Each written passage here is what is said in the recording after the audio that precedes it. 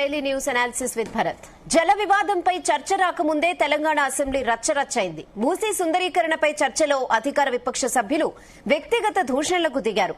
కడుపు నిండా విషమంటూ కేటీఆర్ పై సీఎం రేవంత్ విరుచుకుపడ్డారు. సీఎం కు కౌంటర్ ఇచ్చిన హరీష్ రావు మూసీ కంపు కంటే రేవంత్ నోటి కంపే ఎక్కువని విమర్శించారు. ఇక అసెంబ్లీ సెషన్ మొత్తం బహిష్కరించింది బీఆర్ఎస్.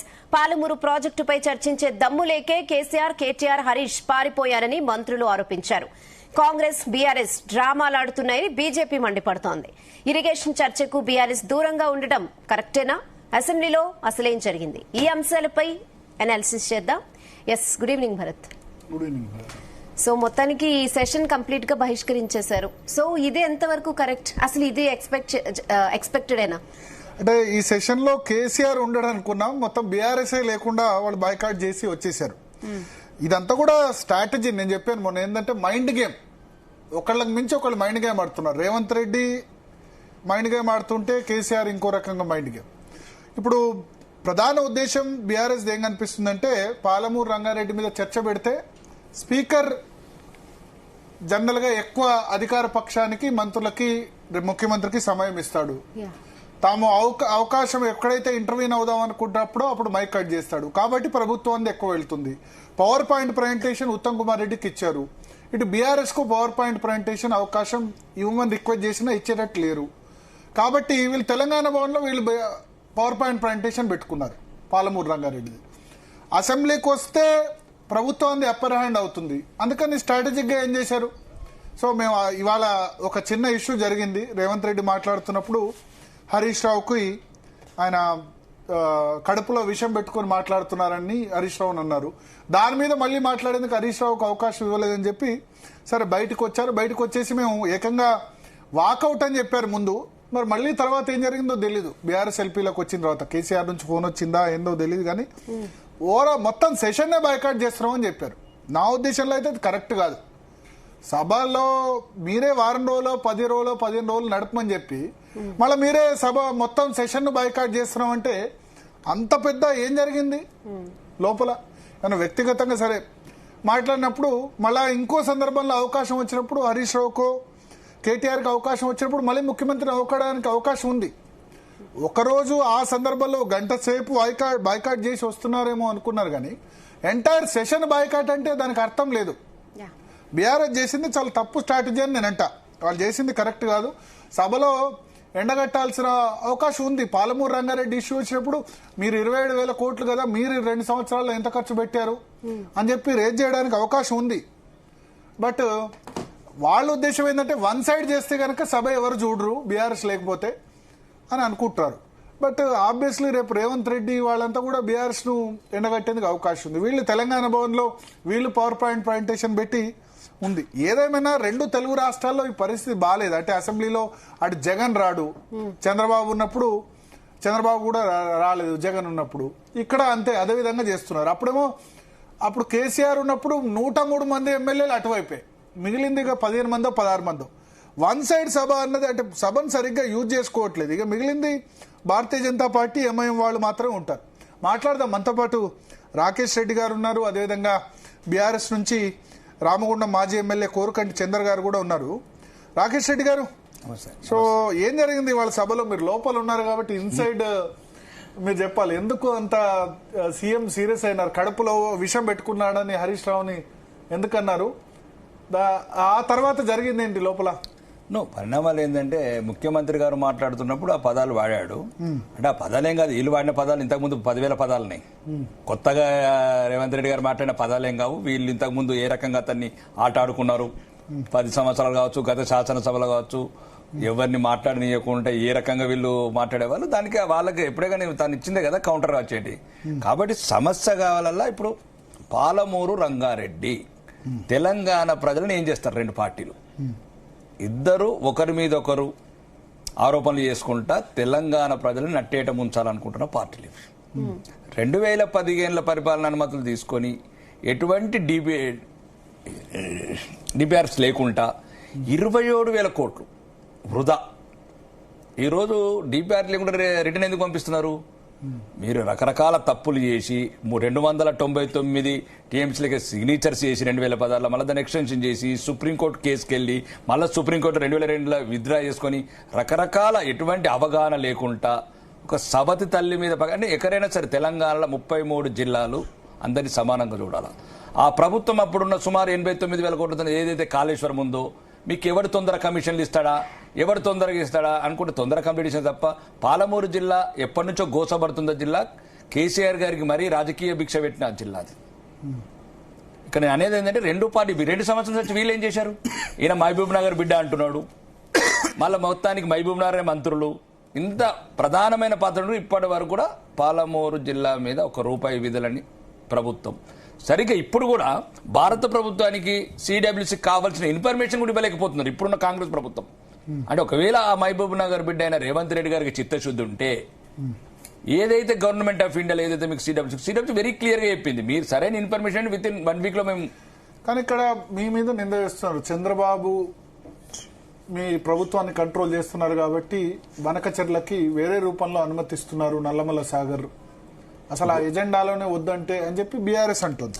ఇప్పుడు ఈ రోజు కూడా కేంద్ర ప్రభుత్వం ఒక మెమో జారీ చేసింది. మొత్తం 2 రాష్ట్రాల మధ్యన 11 సంవత్సరాలుగా ఏదైతే పెండింగ్ లో ఉన్నాయి 2 రాష్ట్ర సమస్యలు మీరు ప్రత్యేకంగా పరిష్కరించుకోండి. 4 సెక్రటరీలు వేసాము, ఇంటలెక్చువల్ వేసాము, జల వనరుల నిపుణులను వేసాము. ఇది కాదు రాజకీయ నాయకులు వేయలేదు మేము, ఎందుకంటే మీకు రాజకీయాలు చేయాలని ఉంది. కాంగ్రెస్ కానీ బీఆర్ఎస్ కానీ రాజకీయం తప్ప తెలంగాణ ప్రజల గురించి పట్టింపు లేదు. ఇప్పుడు ఈ కాంగ్రెస్ ప్రభుత్వం కూడా ఇంకా డిపిఆర్కే ప్రభుత్వం అంటే ఎప్పుడు చేస్తారు డిపిఆర్లు? మీ కమిషన్లను డిసైడ్ అయిన తర్వాత ఇప్పుడు 27,000 కోట్లు నీళ్ళలో పోశారు కదా, 27,000 కోట్లు. ఒకవైపేమో గత ప్రభుత్వం 89,000 కోట్లు అట్ల నీళ్ళ పోసింది. ఇప్పుడు ప్రభుత్వం 27,000 కోట్లు నీళ్ళ ఎందుకు వర్క్స్ జరిగే కదా, పర్మిషన్స్ లేవు కదా. కరివేనా ఉద్దండాపూర్ రిజర్వాయర్ అంటే దాంట్లో నీకు ఏదైతే కమిషన్లు వస్తో తొందర కంప్లీట్ చేసిండ్రు, మీకు సరైన అనుమతులు తీసుకొని ముందుకెళ్ళాలి కదా. ఈ రోజు అవన్నీ తీసుకొని ఇప్పుడు మళ్ళీ ప్రాజెక్ట్ కాస్ట్ 26,000 కోట్లు వరకు, మరి ఇది నష్టం కదా. 35,000 కోట్లతో జరగాల్సిన ఈరోజు పాలమూరు రంగారెడ్డి 56,000 కోట్లు ఎట్లయింది? 21,000 కోట్లు ఉండే తెలంగాణలో ఎన్నో సమస్యలు ఉన్నాయి కదా, రాష్ట్ర రాజధానిలో కావచ్చు, తెలంగాణ వ్యాప్తంగా కావచ్చు. మీ వల్ల మీ నిర్లక్ష్యం వల్ల మిమ్మల్ని ఏం చేయమంటారు? మరి ఇప్పుడు ఈ రోజు పాలమూరు రంగారెడ్డి ప్రాజెక్ట్ కాస్ట్ మీరు సరైన సమయంలో కంప్లీట్ అయినందువల్ల 26,000 కోట్లు పెరుగుతుంది, 35,000 నుంచి 50,000 కోట్లు. మరి ఈ ప్రజల డబ్బు ఎట్లా ఏం చేస్తారు? ఈ 21,000 కోట్ల తెలంగాణ ప్రజల ఎన్నో మౌలిక వసతులు డెవలప్ చేసుకునే వాళ్ళం 10 జిల్లాలలో. అంటే 2 పార్టీలు తెలంగాణ ద్రోహులు. ఇది తెలంగాణ ప్రజలకు స్పష్టంగా అర్థమవుతుంది. వీళ్ళు ఇంకా 2 సంవత్సరాలు ఈ రకంగా రాజకీయాలు చేస్తారు. వీళ్ళు ప్రాజెక్టు కట్టాల్సిన ఉద్దేశం ఉంటే సరైన వివరాలతో నువ్వు కేంద్ర ప్రభుత్వం పంపాలి కదా. ఇప్పటికీ అప్పుడున్న ప్రభుత్వం 3 సార్లు రిటర్న్ చేసినాం, ఇప్పుడు ఈ ప్రభుత్వం వచ్చిన 3 సార్లు రిటర్న్ చేసినాం. పాలమూరు రంగారెడ్డి జాతీయ హోదా ఇస్తాను 2014 హామీ ఇచ్చింది భారతీయ జనతా పార్టీ. ఇప్పటికి నరేంద్ర మోడీ చెప్పారు. ఇప్పటికి కూడా నరేంద్ర మోడీ గారు కావచ్చు, మా కేంద్ర ఇప్పుడు మాకు కూడా మన ఆదేశాలు ఉన్నాయి. ఏదైతే పాలమూరు రంగారెడ్డి సరైన వివరణలతోని ఏదైతే అంతర్రాష్ట్ర జలాల ఒప్పందాలు ఉంటాయో సిడబ్ల్యూసీ ప్రకారం మీరు నామ్స్ ప్రకారం ఫైల్ చేస్తే జాతీయ హోదా ఇస్తాం ఈ ప్రాజెక్ట్ అని చెప్పారు. లేదు మీరు ఇట్లనే రాజకీయాలు చేసుకుంటా కాంట్రాక్టర్లతో కుమ్మక్కై ఈ లిఫ్టులు బిఫ్టులు అనుకుంటా 1,000 కోట్ల అవినీతి చేసుకుంటా 2 పార్టీలు చేశారంటే ఇంకా రాబోయే రోజులలో డబుల్ ఇంజన్ సర్కార్ వచ్చినాక ఎటువంటి అవినీతి లేకుండా పాలమూరు రంగారెడ్డి ప్రజల చిరకాల కోరిక నెరవేరుస్తాం. మాకు స్పష్టమైన ఆదేశాలు ఉన్నాయి భారతీయ జనతా పార్టీ నుంచి, క్లియర్ గా ఎక్కడెక్కడ తప్పులు జరిగినాయి, ఎందుకు సంతకాలు పెట్టారు హరీష్ రావు గారు, కేసీఆర్ గారు 2016లో. మీరు ఎక్కడైతే ట్రిబ్యునల్ వచ్చే ఆగాలి, 299 టీమ్స్ ఒప్పుకున్నది మీరు. జూరాల నుంచి శ్రీశైలం షిఫ్ట్ చేసింది మీరు. అంటే వాటర్ అంటే ఆ సమస్యలు మాట్లాడుతుంటే తెలంగాణ ప్రజలు ఇచ్చడించుకుంటారు వీళ్ళని. కాబట్టి ఇప్పటికైనా తెలంగాణ ప్రజల పట్ల మీకు ఏమైనా 2 పార్టీలకు అభిమానం, ప్రేమ, అభివృద్ధి పట్ల ఉంటుంటే రేపు డైరెక్ట్ బీఆర్ఎస్ ఏదైతే బహిష్కరించిందో సభలకు రండి, మీరు చేసింది ఏందో చెప్పండి. అట్లానే కాంగ్రెస్ ప్రభుత్వం 2 సంవత్సరాలు చేంజ్ చేసిందో చెప్పండి. ఎంతసేపు డిపిఆర్లు, కమిషన్లు అవన్నీ తీసేయడానికి కాంట్రాక్ట్ కడతారా? ఇంకా పుణ్యకాలం ఎందుకు అసలు మొత్తం ఈ ప్రాజెక్టులు ఇన్ని 1,000 కోట్లు కమిషన్లు దీని గురించి ఎందుకు చుట్టూరా జరుగుతుంది? కాళేశ్వరం అయినా లేకపోతే పాలమూరు రంగారెడ్డి అయినా భారీ ప్రాజెక్టులు అంటే మీ దృష్టిలో అవసరమా ఇంత భారీ ప్రాజెక్టులు 1,000 కోట్లు ఖర్చు? ఎందుకు ఇప్పుడు ఖర్చు 1,000 కోట్లు కాదు, నీటిపారుదల రంగానికి 1,000 కోట్లు అవసరం పడతాయండి. ఇక దానికి ఎన్నో ఉన్నాయి. అవినీతిని తగ్గించి ఇప్పుడు ఫస్ట్ ఏదైతే కాళేశ్వరం ఉంది 35,000 కోట్లతో ఫస్ట్ ఉంది, 94,000 కోట్లు 94,000 కోట్లకి వెళ్ళింది కూలబడ్డది. 2 సంవత్సరాల నుంచి నీళ్లు లేవు, మేడిగడ్డ ఒకరు బాంబులు అంటారు. మరి బాంబులు ఎవరు పెట్టడో చెప్పడు. ఇప్పుడు ఏదో ఒక రకంగా ఈ రకంగా ఒకరి మీద ఒకరు విమర్శలు చేసుకుంటా తెలంగాణ ప్రజల రక్తమాంసాలు వడ్డీలకు 10% వడ్డీలకు తెచ్చి నెలకు 6,700 వడ్డీ కట్టుకుంటా ఈరోజు తెలంగాణ మొత్తము ముఖ్యమంత్రి పోతే కూడా చెప్పుల దొంగ అనుకునే పరిస్థితి తీసుకొచ్చిండ్రు ఇద్దరు 2 పార్టీలు. తెలంగాణ ప్రజలు బాగా తీవ్రంగా ఆలోచించాల్సిన విషయం ఇది. దొందే దొంగ దొంగే. కాబట్టి మీరు సరైన నిర్ణయాలు తీసుకోండి రాజకీయాలలో. ఈ రోజు యూపీని చూడండి, గుజరాత్ను చూడండి, అభివృద్ధి ఎట్లా చెందుతుంది. అవినీతి లేని అభివృద్ధి. మిగులు బడ్జెట్ ఉన్న రాష్ట్రం ఏదైనా ఉందంటే భారతదేశంలో యూపీ మాత్రమే. కాబట్టి కొద్దిగా మీరు ప్రజలు ఆలోచించండి. ఈ రాజకీయ నాయకులు గుణపాఠం చెప్పాలంటే మీకు ఉన్నది ఒకటి ప్రజాస్వామ్య యుద్ధంలో మీరు యుద్ధాలు చేయాల్సిన అవసరం లేదు. ప్రజాస్వామ్యంతో మీకు ఉన్నే ఓటో ఆయుధం. సరైన పార్టీలను ఎన్నుకోండి. ఎందుకంత సీరియస్ అయిందంటే అసెంబ్లీలో ఇష్యూ మీరు అనుకున్నారు? అసెంబ్లీలో వీళ్ళు మొత్తం సెషన్ బైకాట్ చేసేంత వాళ్ళు ఎదురు చూస్తున్నారు. వీళ్ళు కూడా బీఆర్ఎస్ లో ఎదురు చూస్తున్నారు ఏ రకంగా తప్పించుకుందామని. ఎందుకంటే ఇప్పుడు అవన్నీ వస్తాయి. 2016 సంతకం పెట్టిండు కేసీఆర్ గారు, జనవరి కార్యదర్శి గారు సంతకాలు పెట్టారు. అవన్నీ మా దగ్గర ఉన్నాయి. ఇంకా సీఎం దగ్గర ఇంకా మంది డాక్యుమెంట్స్ ఉంటాయి.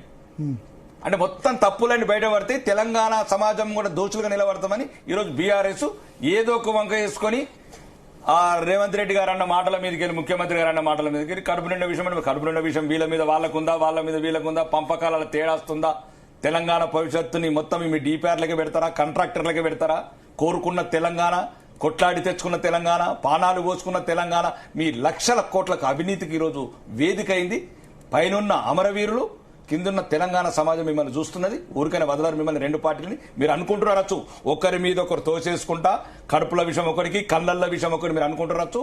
మొత్తానికి మొత్తం తెలంగాణ మీదనే విషం చిమ్ముతున్న పార్టీలు 2. అవినీతి వైపు ఉండి అభివృద్ధి వైపుకు దూరమైన పార్టీ రోజు తెలంగాణ ఉందంటే కాంగ్రెస్ పార్టీ. ఏం చేశారు 2 సంవత్సరాల నుంచి? ఇప్పుడు మహబూబ్ నగర్ బిడ్డ అన్నావు కదా, నల్లమల బిడ్డ అన్నావు కదా, ఎందుకు డిపిఆర్ సరిగ్గా నువ్వు సబ్మిట్ చేయలేకపోతున్నావు?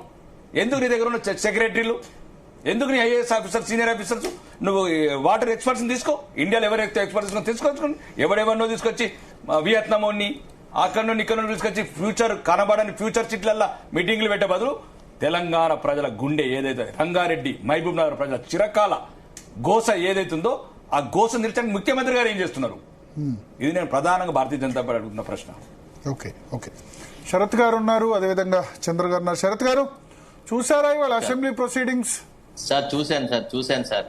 చాలా బాధాకరమైన విషయం ఏంటంటే అక్కడ సంయమనం లేకుండా ఇరు పార్టీలు మొత్తానికి శాసనసభ అనే ఒక వేదికను సర్వనాశనం చేసినారు సార్.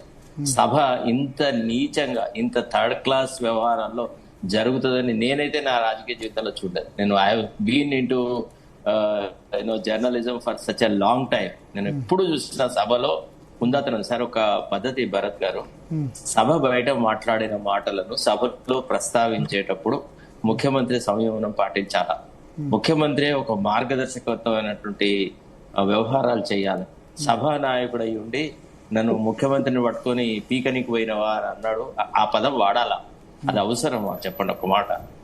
రెండోది, ఇవాళ ఇప్పుడు వీళ్ళకు భారాసాకి, భారత రాష్ట్ర సమితికి సభను మొత్తంగా ఈ సెషన్ అంతా బైకాట్ చేయాల్సినంత ప్రబలమైన కారణం ఉందా?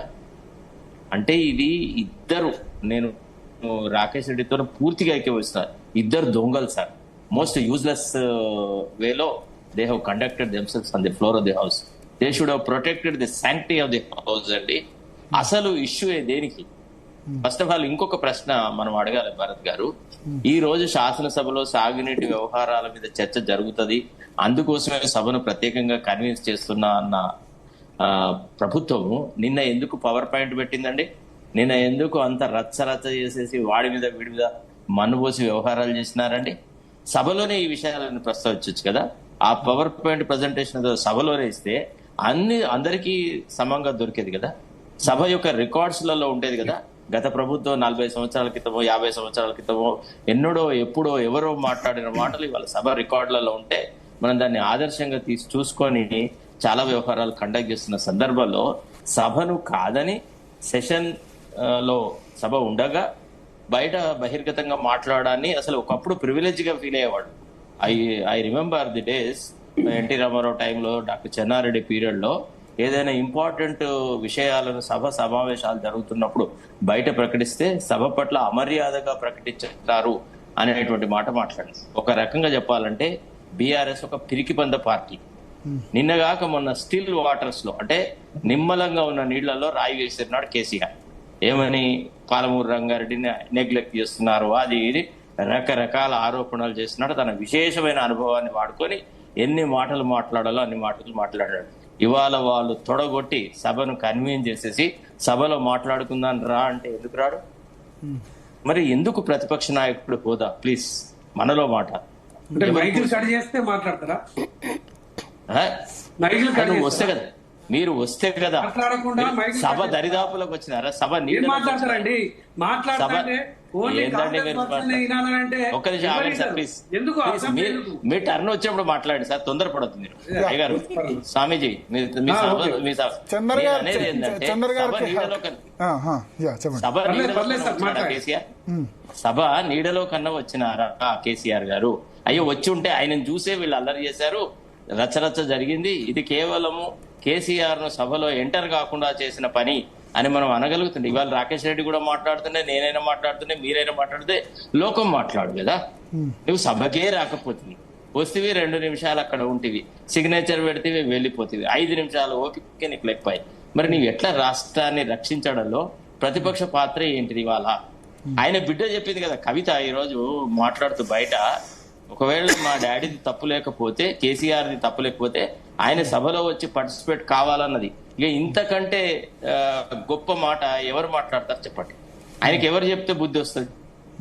తెలంగాణ ప్రజలు చెప్తేనా, లేకపోతే అధికార పక్షం చెప్తేనా, ప్రతిపక్షం? మాట్లాడితే ఎట్లా శరత్ గారు? సార్ మీకు నమస్కారం, మీరు అట్లా తొందరపడి ప్రొవోక్ కావాలి. మీరు మీరే మాట్లాడుకోండి, మేము ఉండం లైవ్ లో. చంద్ర గారు మీకు ఇస్తా ఒక 2 minutes. లేదు చంద్ర గారు మీకు ఇస్తాను అవకాశం. మీరు మాట్లాడుకుంటానే మీరు మాట్లాడుకోండి, నేను లైవ్ లో ఉంటా. సతీష్ గారు గొడవ పెట్టుకోవడానికి ఒక నిమిషం. చంద్ర గారు శరత్ గారు చెప్పిన తర్వాత మీకు ఫుల్ అవకాశం ఇస్తా, 10 నిమిషాలు ఆయన ఒపీనియన్ చెప్పి కోసము ఏం చేసిర్రో శరత్ గారికి తెలియదా, మన రాకేష్ అన్నకి తెలియదా? ఆయన పెద్ద మనిషిని పట్టుకొని అట్లా విధానం మీద మాట్లాడండి. నేను మాట్లాడుతున్నాను, వినండి దయచేసి. ఇప్పటి వరకు వ్యక్తిగతంగా మాట్లాడితే అది నేను ఒప్పుకోనండి. ఇప్పటి వరకు 2 సంవత్సరాల కాలంలో 2 సంవత్సరాలు చెప్పండి. ఒక్క నిమిషం చెప్పినట్టు ఇట్లా మాట్లాడకండి. మాట్లాడుకుంటే మమ్మల్ని మీరు ఇష్టం ఉన్నట్టు మాట్లాడు. చంద్ర గారు నేను అనేది ఏంటంటే, ఇప్పుడు మమ్మల్ని లైవ్ లో పెట్టి మాట్లాడితే మేము ఒప్పుకోం. చంద్ర గారు ఇప్పుడు కేసీఆర్ ను ఆయన విమర్శించొద్దంటే ఎట్లా? శరత్ గారు అంటే ఎందుకు విమర్శిస్తారండి? విమర్శిస్తున్నాడు. సభకు మాట్లాడి వ్యక్తిగతంగా మాట్లాడేది సభకు అబ్యూజివ్ వర్డ్స్ కాదు కదా. వ్యక్తిగతంగా ఏమన్నాం మేము? అంటే కవిత టాపిక్ తీయంగానే వ్యక్తిగతం అవుతుందా? ఆయన బిడ్డ చెప్పింది ఆమె ఎమ్మెల్సీ. అసెంబ్లీకి రాకపోవడం విషయం మాట్లాడుతున్నారు. హరీష్ గారికి సమాధానం చెప్పండి. కేసీఆర్ గారు ఎందుకండి? పని చేయండి, హరీష్ రావునే పార్టీ లీడర్ చేయండి. మేక్ హరీష్ రావు మా వ్యక్తిగతం, మా పార్టీ నిర్ణయం. మీ వ్యక్తిగతం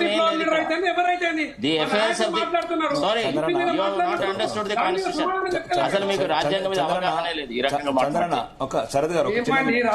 ఇది మీ పర్సనల్ విషయం కాదు. రాజ్యాంగం ప్రతిపక్ష పాత్ర అనేది మీ పర్సనల్ విషయం కాదు, మీ ఇంటర్నల్ విషయం కాదు. రాహుల్ గాంధీ తిరుగుతాడు, రాజ్యాంగాన్ని కూలి చేస్తున్నాడు మీరు రేవంత్ రెడ్డి.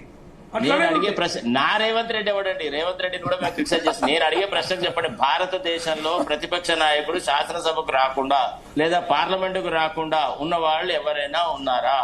ఏమండి సెలవులలో రాజకీయ జీవితం మీకు ఇదే తొందర? మీరంతా స్వామి భక్తి ప్రదర్శించడానికి చంద్రన్న ఒక్క నిమిషం. చంద్రన్న మీరు స్వామి భక్తి కోసం శరదన్న ఒక్క నిమిషం. చంద్రన్న ఒక్క నిమిషం. మీరేమనుకో వ్యక్తిగత విషయం. చంద్రన్న రాకపోవడం అనేది వ్యక్తిగత విషయం. చంద్రన్న నేను మాట్లాడుతున్నా. శరద్ గారు ఒక్క నిమిషం. శరద్ గారు చంద్ర గారు ఒక నిమిషం. అసెంబ్లీలో జరిగిన చర్చ విషయం జరుగుతుందా? అన్న ఒక్క నిమిషం నేను మాట్లాడే ప్రశ్నకు సమాధానం చెప్పండి. ఇప్పుడు సెలవులలో శరతన్న సెలవులలో శరతన్న అన్న శరతన్న ఒక్క నిమిషం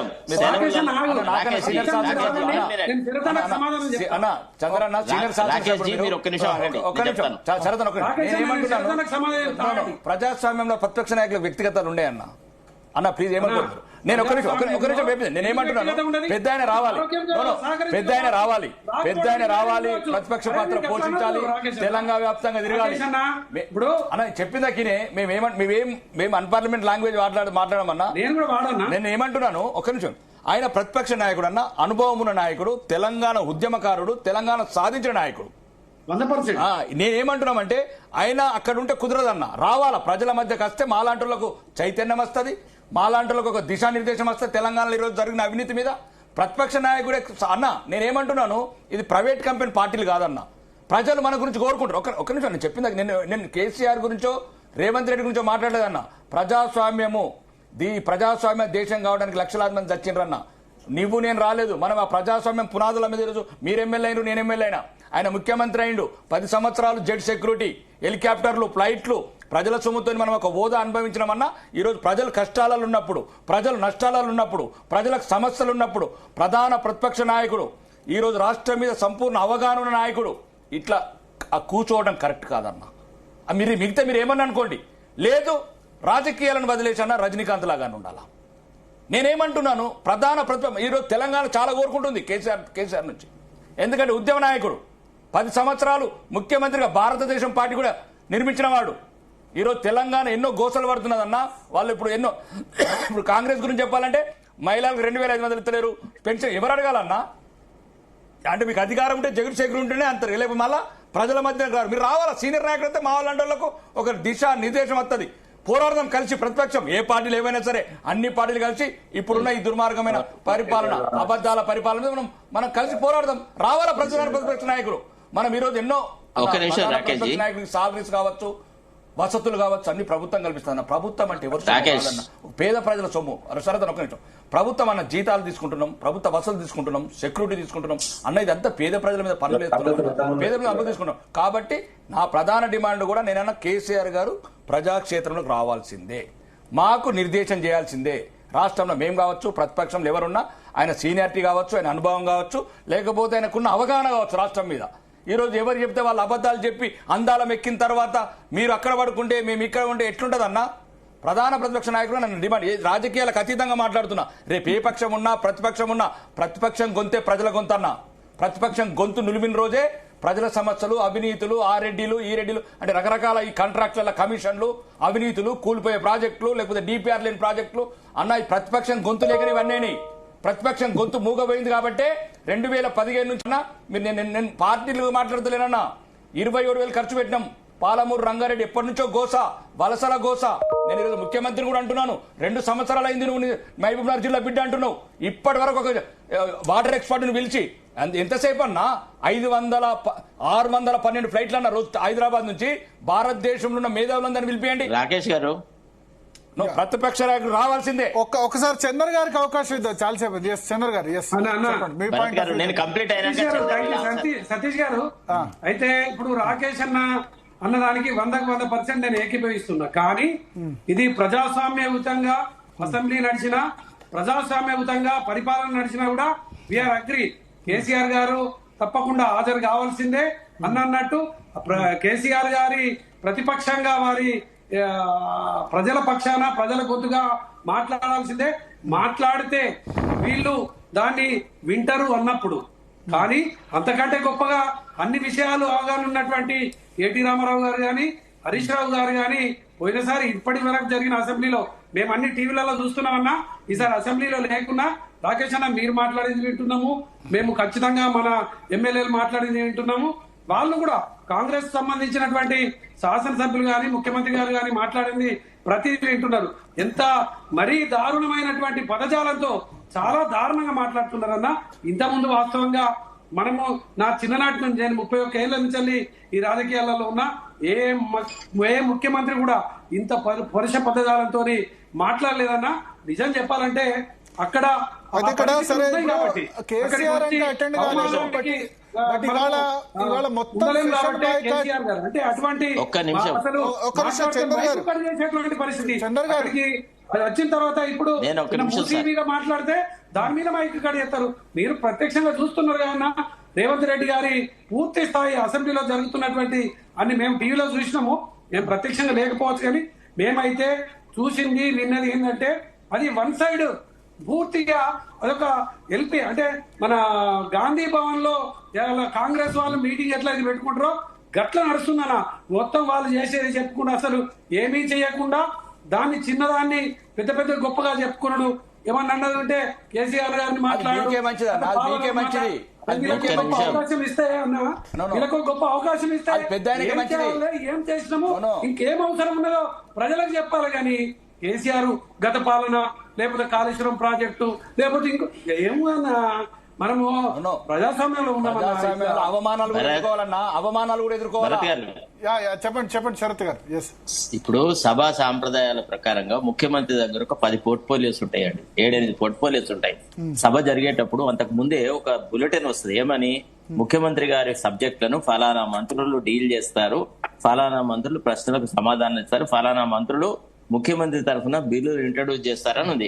అటంటే కేసీఆర్ గారిని సమావేశాలు జరిగే కంటే ముందు నా తరఫున అన్ని విషయాలలో కూడా హరీష్ రావే ప్రవర్తిస్తాడు, ఇంకా వేరే వాళ్ళు ఎవరు లేరు, అసలు నేను రాను సభకు అని చెప్పమను, డెలిగేట్ చేయమను. నిన్నగాక మొన్న డిప్యూటీ లీడర్లను నామినేట్ చేసేసి చేతులు దుడుపుకునే పద్ధతి ఎట్లా? రెండోది ఇంకొక విషయము, రాహుల్ గాంధీ గారు సెలవులలోనే విదేశాలకు పోతున్నారు. రాహుల్ గాంధీ విదేశాలకు పోవడం మీద ఎన్నిసార్లు కామెంట్ చేస్తారు? రెండోది, రాహుల్ గాంధీ లోక్సభలో మాట్లాడుతున్నప్పుడు ప్రధానమంత్రి లోక్సభలోకి రావట్లేదు అనే విషయాన్ని దేశవ్యాప్తంగా చర్చ జరిగిందా లేదా? రాహుల్ గాంధీ ఓపెన్ గా కామెంట్ చేసినాడా లేదా? ఏమని? లోక్సభను ప్రధానమంత్రి పట్టించుకోవట్లేదు, నేను మాట్లాడినప్పుడు ఎప్పుడు కూడా ప్రధానమంత్రి సభలో ఉండట్లేదు, అసలు ఏ చర్చలో ఇంపార్టెంట్ చర్చలలో ఎక్కడ కూడా ప్రధానమంత్రి లేడు. పండిట్ జవహర్లాల్ నెహ్రూను పదే పదే విమర్శిస్తున్నారు కానీ పండిట్ జవహర్లాల్ నెహ్రూ పార్లమెంటు సమావేశాల్లో ఒక్కరోజు కూడా తప్పించుకొని పోయేవాడు కాదు. ప్రతిరోజు లోక్సభలో వచ్చి మొత్తం సభ అయ్యే వరకు ఉండేవాడు. ఇది మన ప్రధానమంత్రుల నడవడిక అని చెప్పినారా లేదా? ఇవాళ పార్లమెంటరీ సాంప్రదాయాలను మీరు ఏం చేయదలుచుకున్నారు? 9.5 సంవత్సరాలు పరిపాలించిన మీ పార్టీకి ప్రజల పట్ల ఏం జవాబుదారీతనం లేదా? మరి ప్రతిపక్ష నాయకుడు హోదా వృధానా? అయితే అదేమన్నా అలంకారప్రాయమా? ఏంటిది? మీరు ఎవరి డబ్బులు 40 లక్షల రూపాయలు ఇప్పటి వరకు కేసీఆర్ కు పే చేసినామని శాసనసభ నాయకుడు రేవంత్ రెడ్డి గారు చెప్పినారు.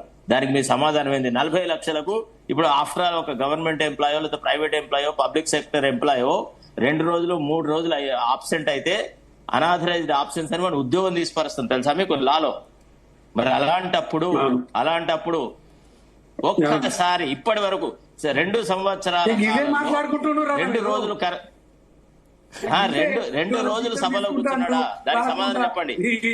మీరు శరదన్న ధన్యవాదాలు. అంటే మీకు నచ్చినట్టు గొప్పగా మాట్లాడుతున్నారు. మీరు మాట్లాడలేరులేండి, ఎందుకంటే మీరేంటంటే మీరు నేను ఏమంటున్నా మంది సాటిస్ఫాక్షన్ విమర్శించట్లేదు కాబట్టి మీరు ఏం మాట్లాడలేరు. సభకు రావాలన్నా పెద్ద సభకు సభకు కూడా శోభ వస్తుంది. నేను మంది సాటిస్ఫాక్షన్ కోసం మాట్లాడతలేను. నేను ఇండిపెండెంట్ బీఆర్ఎస్ పార్టీ గౌరవం పెద్ద చెప్పాను, మీకు అర్థం కావాలి. అంటే మీరు మళ్ళీ గాడికి పోయి 40 లక్షల జీతం తీసుకుంటాడు వస్తలేడు. అస్సలు ముచ్చట మాట్లాడక అన్న ఎందుకన్నా మీరు నష్టం చేయాలి, కేసీఆర్ ను వ్యక్తిగతంగా చేయాలని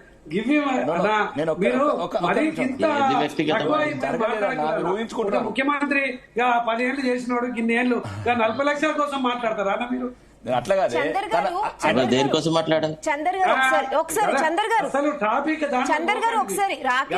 రాకేష్ గారు బీజేపీ అయి ఉండి కేసీఆర్ మాకు కావాలి, ఆయన మాకు దిశానిర్దేశం చేయాలని నేను బీజేపీ అయ్యుండి చెప్తున్నారు అంటే ఆయనకి ఎంత రెస్పెక్ట్ ఉంది. ఈవెన్ మొన్న సభకు వస్తే షేక్ హ్యాండ్ ఇచ్చారు సీఎం రేవంత్ రెడ్డి. సో ఆయన సభలో ఉండి క్వశ్చన్ చేస్తే ప్రతిదానికి సీఎం ఆన్సర్ ఇస్తారు కదా. ఇప్పుడు మీరు మాట్లాడితే హరీష్ రావు వస్తున్నారు, కేటీఆర్ వస్తున్నారంటే వాళ్ళకి కేసీఆర్ కి చాలా డిఫరెన్స్ ఉంది. ప్రజలు కూడా కోరుకుంటున్నారు మా కేసీఆర్ మా కోసం క్వశ్చన్ చేయాలి అని. ఈవేళ మీరు ఎలా బాయ్కట్ చేస్తారు? ఇంకా పాలమూరు రంగారెడ్డి కాదు, ఇంకా రాష్ట్రంలో చాలా ప్రాబ్లమ్స్ ఉన్నాయి. బట్ అన్ని గురించి ఎవరు అడుగుతారు? చిన్న ఉదాహరణ. స్కీమ్స్ ఇవ్వట్లేదు, జీతాలు రావట్లేదు, వీటన్నిటి గురించి ఎవరు క్వశ్చన్ చేస్తారు చెప్పండి. కేసీఆర్ గారు క్వశ్చన్ చేస్తే డెఫినెట్ గా దానికి ఒక ఆన్సర్ వస్తుందని ప్రజల నమ్మకం, ప్రజలు చిన్న ఉదాహరణ. కేసీఆర్ ఒక మాటకి ఎంత విలువ ఉంటదంటే, కేసీఆర్ 2000 పెన్షన్ అంటే 2000 ఇచ్చాడు, నువ్వు 4000 ఎందుకు ఇవ్వలేదు అని ముఖ్యమంత్రిని అడగచ్చు. అది తెలంగాణ సమాజం అక్సెప్ట్ చేస్తుంది. అవు బరాబర్ మాజీ ముఖ్యమంత్రి 2000 అన్నాడు, 2000 ఇచ్చిండు. మేము అడగటం మీరన్నా ఇప్పుడు ఇప్పుడు నేను అడగడం కాదన్నా, పెద్ద ఆయనకున్న క్రెడిబిలిటీ వేరు. ఆయన ఇంతవరకు అవమానించింది ఏం లేదు. అంటే మీరు ఊరికైనా ఊహించుకుంటున్నారు. మేము ఉన్నామన్నా, అవసరమైతే పెద్ద ఆయనగా మేము ఎట్లా ప్రొడక్షన్ చేసుకుంటాం. రూలింగ్ మనకు అర్థమైపోయింది. మనం ఎన్ని అడిగినా ఏం చెప్పినా పెద్ద ఆయన ఇంతవరకు అవమానం జరగలేదన్న సభలో మీరు ఊహించుకుంటున్నారు. మేము ఆయనను కాపాడుకుంటాం, ఆయన నిలబడతాం, ఆయనకు అన్ని రకాలుగా అండగా నిలబడతాం. ఎందుకంటే ఆయన గొంతు 4 కోట్ల తెలంగాణని మేల్కొల్పిందన్న, 4 కోట్ల తెలంగాణ మేల్కొల్పింది ఆ గొంతు. ఆయనకు అవమానం జరిగితే ఆయన ఇంతవరకు కేసీఆర్ ని అవమానించే స్థాయి నాయకులు పుట్టలేదన్న. కేసీఆర్ ని అవమానించే స్థాయి నాయకులు పుట్టలేదు. చందర్ గారికి ఒక విషయం చెప్పాలా. I don't know when he joined TRS కానీ టిఆర్ఎస్ పుట్టక ముందప్పటి నుంచి నేను ఆ పార్టీలో సభ్యుడిని. కేసీఆర్ మీద, కేసీఆర్ పట్ల ఆదరాభిమానాలు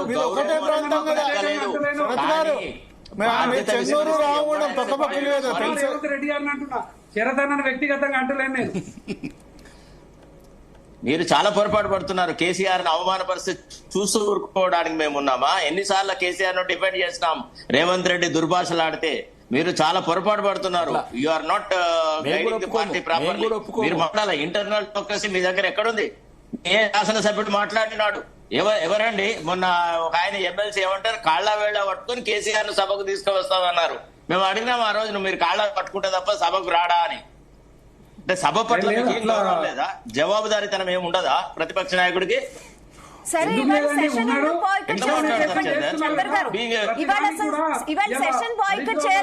మనం ఒకే ప్రాంతానికి చందర్ గారు, మీరు నేను ఒకే ప్రాంతం వచ్చిన వాళ్ళము. పౌరుషం మనకి ఎక్కువ. ప్లీజ్, మీరు ఏం చెప్పాలా? సభానాయకుడికి ప్రతిపక్ష నాయకుడికి ఏం చెప్పాలా? Your ideas will contribute. A fruitful discussion జరుగుతుంది, ఒక బ్రహ్మాండమైన ఒక నిర్ణయం జరుగుతుంది సభలో.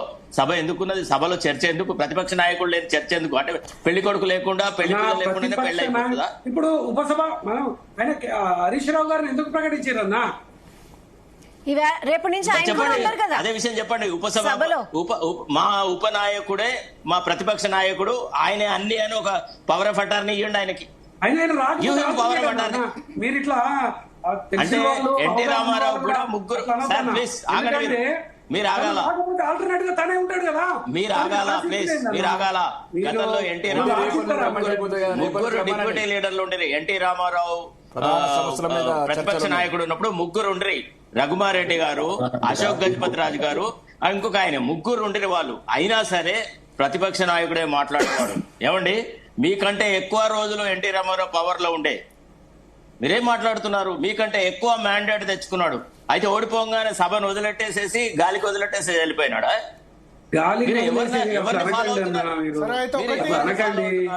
హరీష్ రావు గారు అంతకంటే ఆయన తర్వాత కేటీ రామన్న డిక్లేర్ చేయండి.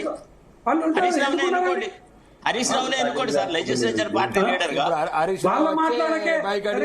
సమాధానం చెప్పలేకపోతున్నారు. అట్లా కాదన్నా, హరీష్ రావు వచ్చిండి సెషన్స్ కేసీఆర్ సభకు వచ్చినాక అట్లా చేసేవాడు కాదు. ఆయన అనుభవం దృష్ట్యా శరతన్నా కాదండి. నేను చెప్పి ఒక నిమిషం అన్న. ఇప్పుడు హరీష్ రావు గారు వచ్చిండ్రు డిప్యూటీ ఫ్లోర్ లీడర్ గా. ఈ సంఘటన ఉంటే గంట సేపు చేయు బాయ్కాట్, ఏదైనా ఒక అనరాని వాట్స్ అంటే 2 గంటలు చేయు, ఒక్కరోజు చేయు, మొత్తం చేసే ప్రధాన సమస్య మీద ఈరోజు అసెంబ్లీ సమావేశాలు తెలంగాణ. ఒక్క నిమిషం, అదే కేసీఆర్ ఉంటే ఆ స్థానంలో అనుభవంతో తీసుకునేవాడు. వీళ్ళకి అనుభవం లేదు కాబట్టి దుందుడుకు నిర్ణయాలు తీసుకుంటున్నారు. అరే హరీష్ రావు గారికి పూర్తిగా అవగాహన ఉన్నదన్నా. అనుభవం కేసీఆర్ గారికి అంత లేకుండా వయసు కూడా అవగాహన ఉన్నది. ఆవేశం ఉంటది. దాని మీద పూర్తి స్థాయిలో తనకు ఆల్రెడీ ఉందన్న మీకు తెలియదు. నాకు ఎందుకు తెలియదు? మొత్తం తెలంగాణ 2001 నుంచి కేసీఆర్ 83లో పోటీ చేసినప్పటి నుంచి హరీష్ రావు గారికి మదన్ మోహన్ నీళ్లకు సంబంధించినటువంటి విషయంలో పూర్తిగా అవగాహన ఉన్నది. చందర్ గారు వ్యక్తిగత పోవట్లేదు. మనకు కూడా అవగాహన ఉన్నది, దాంట్లో ఏం సందేహం లేదు. మరి కవిత ఏమంటుందో తెలుసా? హరీష్ రావు వల్లనే బీఆర్ఎస్ పార్టీ సర్వనాశనం అయింది, నాశనం అవుతున్నది. కమిషన్ల ఏజెంట్ ప్రజలకు డబ్బుల కోసం కక్కుర్తి పడ్డని కేసీఆర్ కూతురు చెప్తుంది. మరి దాని గురించి ఏం మాట్లాడతావు? అదొక రాజకీయ పరమైనటువంటి ప్రకటన అన్న. గా విషయాన్ని ఇట్లా ఏం చెప్తారు. రాజకీయమయ్యా? అరే మీరు మీరు ఏమన్నా అంతా తెలిసిన వాళ్ళు కూడా ఈ విషయాన్ని చెప్తే ఎట్లా నాకు సారీ సారీ మీకు సమాధానం లేదు. రెండు చిరకాల కోరిక. మీరు సభను ఎదుర్కొనే కెపాసిటీ లేక ఇట్లాంటి థర్డ్ క్లాస్ వ్యవహారాలు చేస్తున్నారు.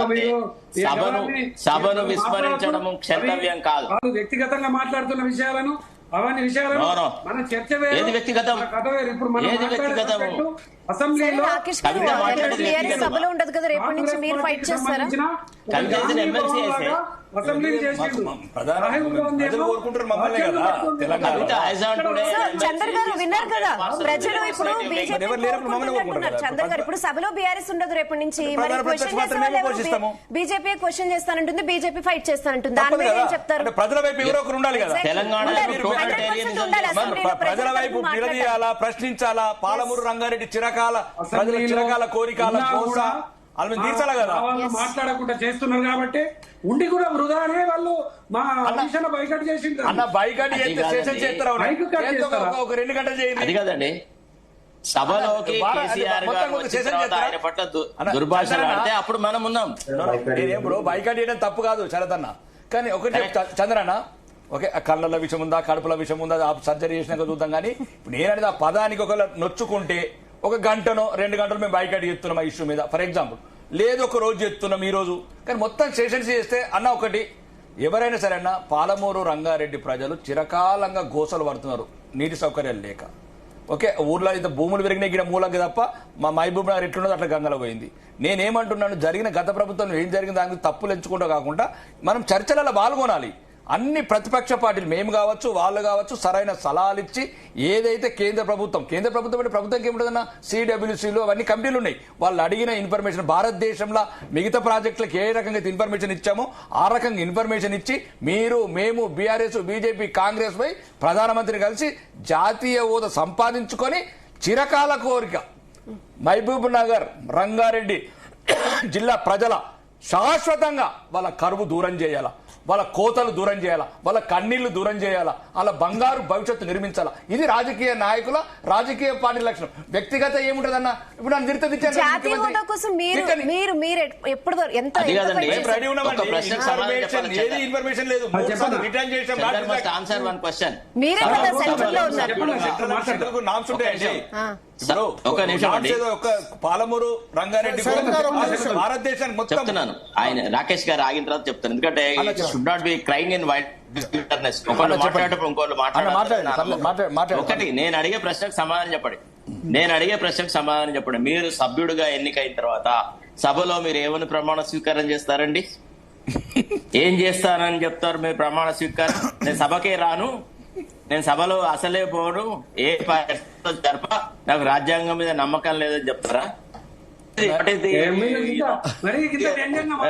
లెజిటిమేట్ మెంబర్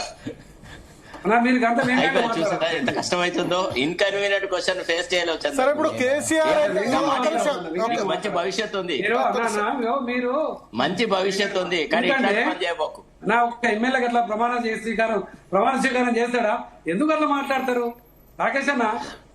అంటే మీరేం చేయరా? మీకు ఓతు లేదా?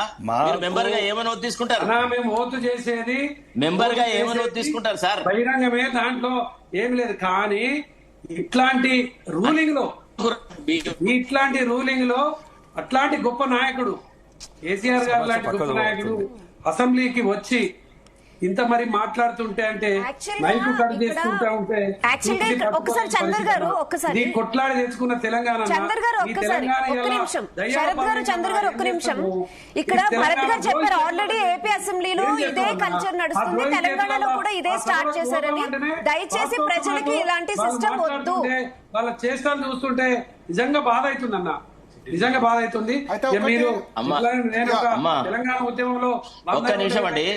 గతంలో 50 రోజులు జైల్లో ఉన్న వచ్చిన తెలంగాణ ఎవరి పాలయ్యింది రో తెలంగాణ ఎవడేలుతున్నాడు అని ఆ రోజు మాట్లాడి చూసినా మళ్ళా సేమ్ మీ వల్లనే అమ్మతోటి చెప్తున్నా దొరల పాలైంది. చాలా దారుణమైన పరిస్థితి ఉన్నది. తెలంగాణ దూరల పాలైంది. ఒకటి- ఎవరి పాలైంది అసెంబ్లీలో అదే పరిస్థితి. ఒకటి శరత్ గారు, రాకేష్ గారు, చందర్ గారు, ఒకటి ఈ పరిపాలన నా కోసం ఒపీనియన్ చెప్తాను, ఒక నిమిషం. మాట్లాడడం, చర్చ పెట్టుకోవడం అది వృధా ప్రయాస. శరత్ గారు, ఎన్నన్నా చెప్పు సలహాలు ఒక్క నిమిషం. శరత్ గారు, చందర్ గారు, ఒక్క నిమిషం. చందర్ ఎన్నన్నా చెప్పు, ఏమన్నా చెప్పు, వాళ్ళకు ఎవరికి చెప్పినా ఏం చెప్పినా కూడా వాళ్ళు వినరు, వాళ్ళు ఇష్టం ఉన్నట్టు చేస్తారు. అందుకోసమే అన్న మనం ప్రజాక్షేత్రంలోనే ఉందాం, ప్రజాక్షేత్రంలో మాట్లాడదాం. అందుకోసమే అది కూడా మంచిదే అన్న, అది కూడా మంచిదే, అది కూడా మంచిదే. ఈ రోజు కేసీఆర్ గారికి ఒక మాట చెప్తున్నా చంద్రన్న, నా మాటినండి. ఒకవేళ 1989 లాగా జయలలితకు జరిగిన అవమానం ఒక ప్రభుత్వ పతనం. ఈ రోజు కేసీఆర్ గారికి ఎన్ని అవమానాలు జరిగితే అంత స్వయంకృతాపరాధం కాంగ్రెస్ ది. అవమానాలకు సిద్ధంగా అని చెప్పండి పెద్ద ఆయనకు. ఇది రాజకీయ చరిత్ర నేర్పుతున్న పాఠం భారతదేశంలో. ఎన్ని అవమానాలు ఎదురైతే అంత ప్రజా అభిమానం పెరుగుతుంది. ప్రజల పక్షాన కొట్లాడతాం, అవసరమైతే మనం బయటేస్తారు, గాంధీ కాడ కూసుందాం, ధర్నాలు చేద్దాం, అమరవీర స్తూపం అక్కడనే ఉంది. నేనేమంటున్నా, ఆయనకు ఒకవేళ అవమానం జరిగితే అది మంచిదే ఆయనకు. ఎందుకంటే తెలంగాణ ప్రజల పట్ల ఆయనకు ఒక అపారమైన నమ్మకం ఉంది, గౌరవం ఉంది. పెద్ద ఆయన ఈ రకంగా అవమానించారంటే వాళ్ళ గోతి వాళ్ళే తవ్వుకుంటారు చంద్రన్న. ఆ మాటినండి, ఇది వాళ్ళ మీరు మర్చిపోయినరు. ఎవరి ముందు అవమానాలే అన్న నాయకుడికి. కేసీఆర్ ఎన్ని అవమానాలు పొందిండు తెలంగాణ ఉద్యమంలో. మాట్లాడే విషయాలు కూడా తప్పకుండా అప్పుడు ఆంధ్ర వాళ్ళతో పొందిండు. ఇప్పుడు మన వాళ్ళమే కదా అనుకుంటే 2 మాటలు అనుకుంటాం, ఏమైతుంది? ఇప్పుడు మనమే కదా 2 మాటలు. అప్పుడన్నా ఆంధ్ర వాళ్ళతో అవమానాలు పొందిండు. తరిమిల నాగిరెడ్డి గారు ఎందుకు రాజీనామా పెట్టినారు సార్? మీరు స్పీచ్ చూసారా? తరిమిల నాగిరెడ్డి స్పీచ్ విన్నారా, చదివారా? Tarimela Nagireddy why I'm resigning అనే దానికి ఒక సూత్రం చెప్పినాడు, విన్నారా మీరు? సభలో ఇంతకాలం ఓపిక పట్టి ఈ బూర్జువా ప్రభుత్వాల వల్ల ప్రజలకు మేలు జరగట్లేదని, ప్రజాస్వామ్యంలో పడా దొంగల రాజ్యం వచ్చేది, దొంగల ఏరుతున్నారు అని చెప్పి తరిమిల నాగిరెడ్డి గారు చాలా కోపంతో రాజీనామా చేసిపోయినారు. ఒకవేళ సభా సాంప్రదాయాల ప్రకారంగా సభ జరగకపోతే కేసీఆర్ సభ అటెండ్ అయి ఒక రోజు సభను చూసి ఇది సభా సాంప్రదాయాల ప్రకారంగా లేదు, రాజ్యాంగబద్ధంగా లేదు, గౌరవప్రదమైన వాళ్ళు ఎవరు ఈ సభకు రాలేరని చెప్పి నిరసనగా రాజీనామా చేసుకోమని అప్పుడు కేసీఆర్ వెంట మనం ఉంటాం. అంతేగాని నువ్వు సభను తప్పించుకొని పోయి ఎన్నడూ క్లాస్ కు రాక ఇప్పుడు మీరు పడుతున్నారు. అనుభవం కేసీఆర్ గారి వ్యక్తిగతం అది. ఇప్పుడు వ్యక్తిగతం లేదన్న, మీరు అట్లా తప్పించుకొని పోతాననే వాడు కేసీఆర్ అన్న తప్పించుకొని పోయేటాడు. జరదన్న నీకు తెలియదా? కేసీఆర్ ధైర్యం తెలియదా? ఆలోచన విధానం తెలియదా? తప్పుడు సంకేతాలు వెళ్తాయన్నా. ముఖ్యమంత్రి ఉంటేనే అత్తాడు, జడ్జి సెక్రటరీ ఉంటేనే అత్తాడు. అట్లా తప్పు సంకేతాలు. ఇది నా సలహా. కేసీఆర్ గురించి తెలిసిన వాళ్ళు ఎవరు కూడా తప్పించుకొని పోతాననే చాలా మంది ఉన్నారు భారతదేశంలో, చాలా మంది ఉన్నారు. కానీ నేనేమంటున్నాను, అయితే ఒక్క మాట ఇక్కడ శరత్ గారు ఒక్క నిమిషం. సరే, ఇప్పుడు నేనేమంటా, కేసీఆర్ రాలేదు కానీ ఇవాళ అసెంబ్లీ సెషన్ మొత్తం బాయ్కాట్ చేయాల్సిన అవసరం ఏమొచ్చింది అని నేను అంటారా? అసెంబ్లీ సెషన్ జరిగితే మీరు ఒక పాలమూరు రంగారెడ్డి ఒకటే కాదు కదా ఇష్యూ, యూరియా కొరత ఉంది, ఓకే, ఇంకా చాలా ఇష్యూస్ ఉన్నాయి. రేజ్ చేయాల్సిన అవకాశం లేకుండా ఒకసారి ఇవాళ ఒక మైక్ ఇవ్వలేదు స్పీకరు, ఇవ్వకపోతే వాకౌట్ చేసి మళ్ళీ 1-2 గంటలు వాపసు వస్తాం అనుకున్నారు. అసెంబ్లీ సెషన్ మొత్తం బాయ్కాట్ అంటే ఇప్పుడు ఏం మెసేజ్ వెళ్ళిందంటే, పాలమూరు రంగారెడ్డి మీద సీఎం మాట్లాడితే జవాబు ఇవ్వలేని పరిస్థితి మీకుంది, అందువల్ల మీరు వెళ్ళాలనుకుంటారు. నిన్న రేవంత్ రెడ్డి కేసీఆర్ ను హరీష్ రావును ఉరేసినా తప్పు లేదు అని మాట్లాడినప్పుడు బీఆర్ఎస్ కు సింపతి వచ్చింది. ఎందుకంటే రేవంత్ రెడ్డి ఎప్పుడైతే బూతులు మాట్లాడుతున్నాడో లేదా కేసీఆర్ గురించి మాట్లాడుతున్నాడో ఎక్స్పోజ్, మీరు అవతల వైపు మీరు బూతులు మాట్లాడకుండా ఉన్నా సరే ఏంది కేసీఆర్ ను పట్టుకుని ఇట్లా ఉరేసినా తప్పులేదంటే కేసీఆర్ ను అభిమానించిన వాడు కూడా టీఆర్ఎస్ ఓటు వేయని వాడు కూడా ఎందుకు ఇట్లా అంటున్నాడు, సీఎం ఎందుకు తిడుతున్నాడు అని అనుకుంటారు. అటువంటి పరిస్థితి నుంచి రేపు అసెంబ్లీ పెట్టినా మళ్ళీ ఒకటి రెండు తిట్లు రేవంత్ రెడ్డి కేసీఆర్ ను వాళ్ళని తిడతాడు. సో మీరు అసలే అసెంబ్లీ లేకుండా వెళ్ళిపోవడం వల్ల అటు కేసీఆర్ రాడు, ఇటు మొత్తం ఇది రాడు. వాళ్ళ సస్పెండ్ చేయలేదు మిమ్మల్ని, ప్రజల సమస్యలే పక్క దూరపడుతున్నాయి. అసెంబ్లీ సమావేశాల ఉద్దేశమే ఇప్పుడు మీరు మొత్తం సెషన్ బాయ్కాట్ అంటే ఇప్పుడు ఏం మెసేజ్ ఏంటంటే పాలమూరు రంగారెడ్డి విషయంలో మీకు మాట్లాడడానికి ఏం లేదు, లేదా మీరు ఏదో తప్పు చేశారన్న మెసేజ్ వెళ్ళిందని నేను అనుకుంటా. ఎస్ చంద్ర గారు చెప్పండి. మీ ఇవాళ అంత పెద్ద ఇన్సిడెంట్ ఏం కాలేదు అసెంబ్లీలో. ఓకే, రేవంత్ రెడ్డి అన్నాడు స్పీకర్ అన్ఫార్చునేట్లీ ఎవరు అధికార పక్షం ఉంటే వాళ్ళు ఇస్తారు. మీరు 10 సంవత్సరాలు అధికార పక్షం ఉన్నప్పుడు వాళ్ళకు కూడా మైక్ ఇవ్వని సందర్భాలు ఉన్నాయి. ఎస్ చెప్పండి. అది కదండి భరత్ గారు, ఒక్క నిమిషం భరత్ గారు. స్పీకర్ ఏకపక్షంగా ఉన్నాడు అనుకుందాం మనలో మాట.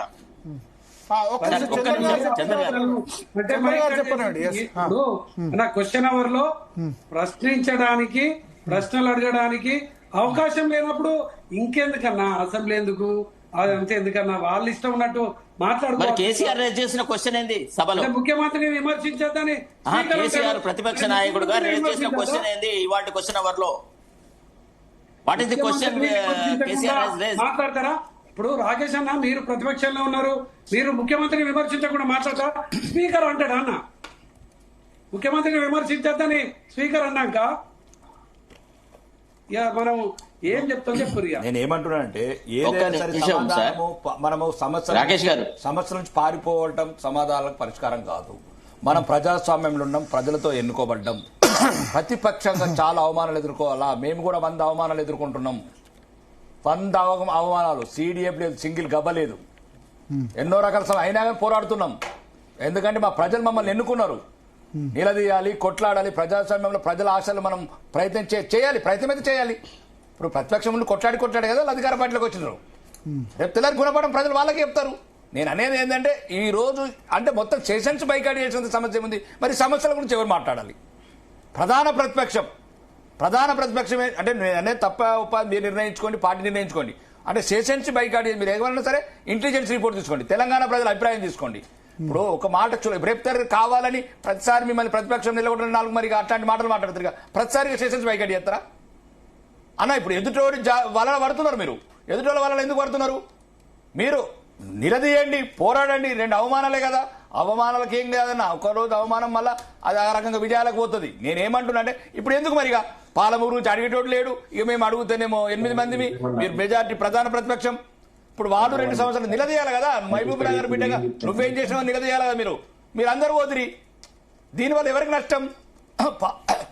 మిమ్మల్ని ఎన్నుకున్న పాలమూరు మంచి సమయంలో తెలంగాణ సాకారమైన వేళ పాలమూరు కేసీఆర్ గారిని పార్లమెంట్ సభ్యుడిగా ఎన్నుకున్నది. ఈ దేశంలో పాలమూరు పార్లమెంట్ సభ్యుడిగా ఉన్నప్పుడే తెలంగాణ సాకారమైంది కేసీఆర్ గారు. కాబట్టి కేసీఆర్ 1000 అవమానాలైనా సరే పాలమూరు గురించి దిగమింగాలి. ఆ పాలమూరు జిల్లా కలిసి వచ్చిన జిల్లా. రాజకీయంగా కేసీఆర్ ని మెదకైనా గానీ దానిని నేనేమంటున్నా అన్న, ఒక్క నిమిషమే. దయచేసి నేను రాజకీయాలు మాట్లాడతలేనన్నా. నేనేమంటున్నా అంటే ఇంకెవరు ఇప్పుడు అన్నట్లు యూరియా రైతులు మళ్ళా చెప్పులు పెట్టినరు, రకరకాల హాస్టల్ పిల్లలు చనిపోయి ఎవరు అడగాలన్నా? ఎవరు అడగాల? మేము అడుగుతున్నాం. మేము ఎందుకు అడుగుతున్నాం? మేము అడుగుతున్నాం అదే మహిళలకు 2500 ఇస్తున్నారు మహాలక్ష్మి, ఇప్పటికి 60,000 ముంచిండ్రు. తులం బంగారం అన్నారు, వాళ్ళకు ముంచిండ్రు. మేము అడుగుతున్నాం. కానీ ఒక రకమైన మనం అందరం కలిసి అడుగుతుంది, దాని ప్రజలకు తొందరగా పోతుందండి. ఆ సంఖ్య కావచ్చు, లేకపోతే అతనికి ఉన్న గతానుభవాలు కావచ్చు. అన్న ఒక్కటి చెప్తున్నా చంద్రన్న, నేను దయచేసి రేపు అవసరమైతే అంటే నేను వీలైతే కూడా ఎప్పుడైనా పర్సనల్ కలిసి మాట్లాడతాను అన్న. ఈ అవమానాలు కంపల్సరీ ఎదుర్కోవాలన్న ప్రతిపక్షంలో. ఎందుకంటే ఉంటదన్న, ఇక ఉంటది ప్రతిసారి. ఇప్పుడు నేను బయటకు వెళ్ళి 2 మాటలు అంటే చాలు, ఇక మీకు ఏం ఉద్దేశం లేదు. వాడికి ప్రతిసారి సబ్జెక్ట్ ఓవర్టేక్ చేయాలన్నప్పుడు ప్రధాన ప్రతిపక్ష సభలు ఉండదు, 2 హరీశ్లో 2 మాటలు అంటే చాలు వెళ్ళిపోతాడు ఇక. అంతే కదన్న. అట్లాంటి మనం ఎదుర్కోవాలా. ఎదుటి వాళ్ళ పన్నాగాలు ఎదుర్కొని ప్రజల వైపు నిలబడాలా, పాలమూరు వైపు నిలబడాలా, రంగారెడ్డి వైపు నిలబడాలా, యూరియా రైతుల వైపు నిలబడాలా, హాస్టల్ విద్యార్థుల వైపు నిలబడాలా, రైతుల పక్షాన నిలబడాలా, మేడిగడ్డ ఎంత తొందరగా చేస్తారో నిలబడాలా. ఇప్పుడు 2 సంవత్సరాలు అయిందన్న మేడిగడ్డ. మరి మేడిగడ్డ రిపేర్ ఎప్పుడు చేస్తారు అంటే ఇవన్నీ అడగాల్సింది ఎవరన్నా? ఓకే, కాలిందా కూలిందా పక్కన పెడదాం. దానికి ఇప్పుడు డిపిఆర్స్ వచ్చినాయి, ఎస్టిమేషన్స్ వచ్చినాయి. మనం పోరాడి మేడిగడ్డ కోసం చలో మేడిగడ్డ అది కట్టే వరకు మళ్ళీ మరి 90,000 కోట్లు ఎటువే అన్న. అంటే ఇవన్నీ సమస్యల మీద మనం పోరాడాలా. విద్యార్థుల పట్ల కావచ్చు, మహిళల పట్ల కావచ్చు, రైతుల పట్ల కావచ్చు పోరాడాలా. ప్రభుత్వాన్ని మెడలు వంచాలా. ప్రజాస్వామ్యయుతంగానే మనం అన్ని రకాలుగా పోరాటాలు చేసి మనకు తెలంగాణ ప్రజలకు కావాల్సిన ఏమైతున్నాయో అవి సాధించుకోవాలా. వాళ్ళు ఇచ్చిన అబద్ధాల వాగ్దానాలు కావచ్చు, ఇంకా స్కూటీ ఎప్పుడు తయారవుతుంది, ఎక్కడ తయారవుతుంది, ఏ కంపెనీలో తయారవుతుంది, బంగారు కంపెనీ ఎప్పుడు పెడతావు, ఇవన్నీ అడగాల్సింది ఎవరు? మనమే కదా. బంగారం తయారు చేయాలి వాళ్ళు. రాకేష్ గారు, నేను ఒక మాట్లాడుతానండి. సాగునీటి రంగం మీద ఏం మాట్లాడినా, సాగునీటి వ్యవహారాల మీద ఏం చేసి మాట్లాడుతున్నాడు కదా టిఆర్ఎస్ వాళ్ళు. మేము తప్ప సాగునీటి రంగం మీద ఎవరికి అవగాహన లేదన్నారు కదా. మరి అట్లాంటి అంశం మీదనే, దేని మీద మీకు పేటెంట్ ఉన్నది అంటున్నారో ఆ చర్చ మీదనే మీరు సభకు రాకపోతే మిమ్మల్ని ఏ రకంగా అర్థం చేసుకోవడం ఫస్ట్ ప్రశ్న. ఇటీవల రాజ్యసభలో కూడా మల్లికార్జున్ ఖర్గే పట్ల, వినండి ప్లీజ్, మీరు ఆగాల. ఇటీవల రాజ్యసభలో మల్లికార్జున్ ఖర్గే పట్ల అవమానకరమైన ప్రవర్తన చేసినందుకు అప్పటి వైస్ చైర్మన్ మీద నో కాన్ఫిడెన్స్ మోషన్ మూవ్ చేస్తున్నారు ప్రతిపక్షాలు అన్ని కలిసి. ఇవాళ సభకు వచ్చి సభలో ఒకవేళ అట్లాంటి దుర్మార్గపు సంఘటన ఏదైనా జరిగితే, మేము గనక ప్రేక్షక పాత్ర వహిస్తే, మేము కేసీఆర్ కు అండగా నిలవడకపోతే, లేదా ప్రతిపక్షం గొంతు నొక్కుతున్నాడు సభానాయకుడు అని అనకపోతే, అప్పుడు మీరు మా మీద ఏదైనా ఆరోపణలు చేయాలి. మీరు అసలు సభకే పరీక్ష రాయరు, మిమ్మల్ని పాస్ చేసినట్లా. కేసీఆర్ సబ్జెక్ట్ లో మాట్లాడరా మీరు? కేసీఆర్ గారిని ఎందుకంటే హరీష్ రావు గారు ఇలా మాట్లాడితే ఆయన మైక్ కట్ చేసారు కదా. మైక్ కట్ చాలా సార్లు జరుగుతుంది. మళ్ళీ అదే అన్న అసెంబ్లీ ఇప్పుడు మీకు తెలియదు ఏమున్నదన్న, మీరు అధికారంలో ఉన్నప్పుడు ఎవరు మైక్ కట్ చేయలేదా చందర్ గారు? మరి అసెంబ్లీలో మనం పోరాడాలి. నేను అనేది అసలు కేసీఆర్ తీసుకోకండి, శాసనసభలో తీసుకోకండి.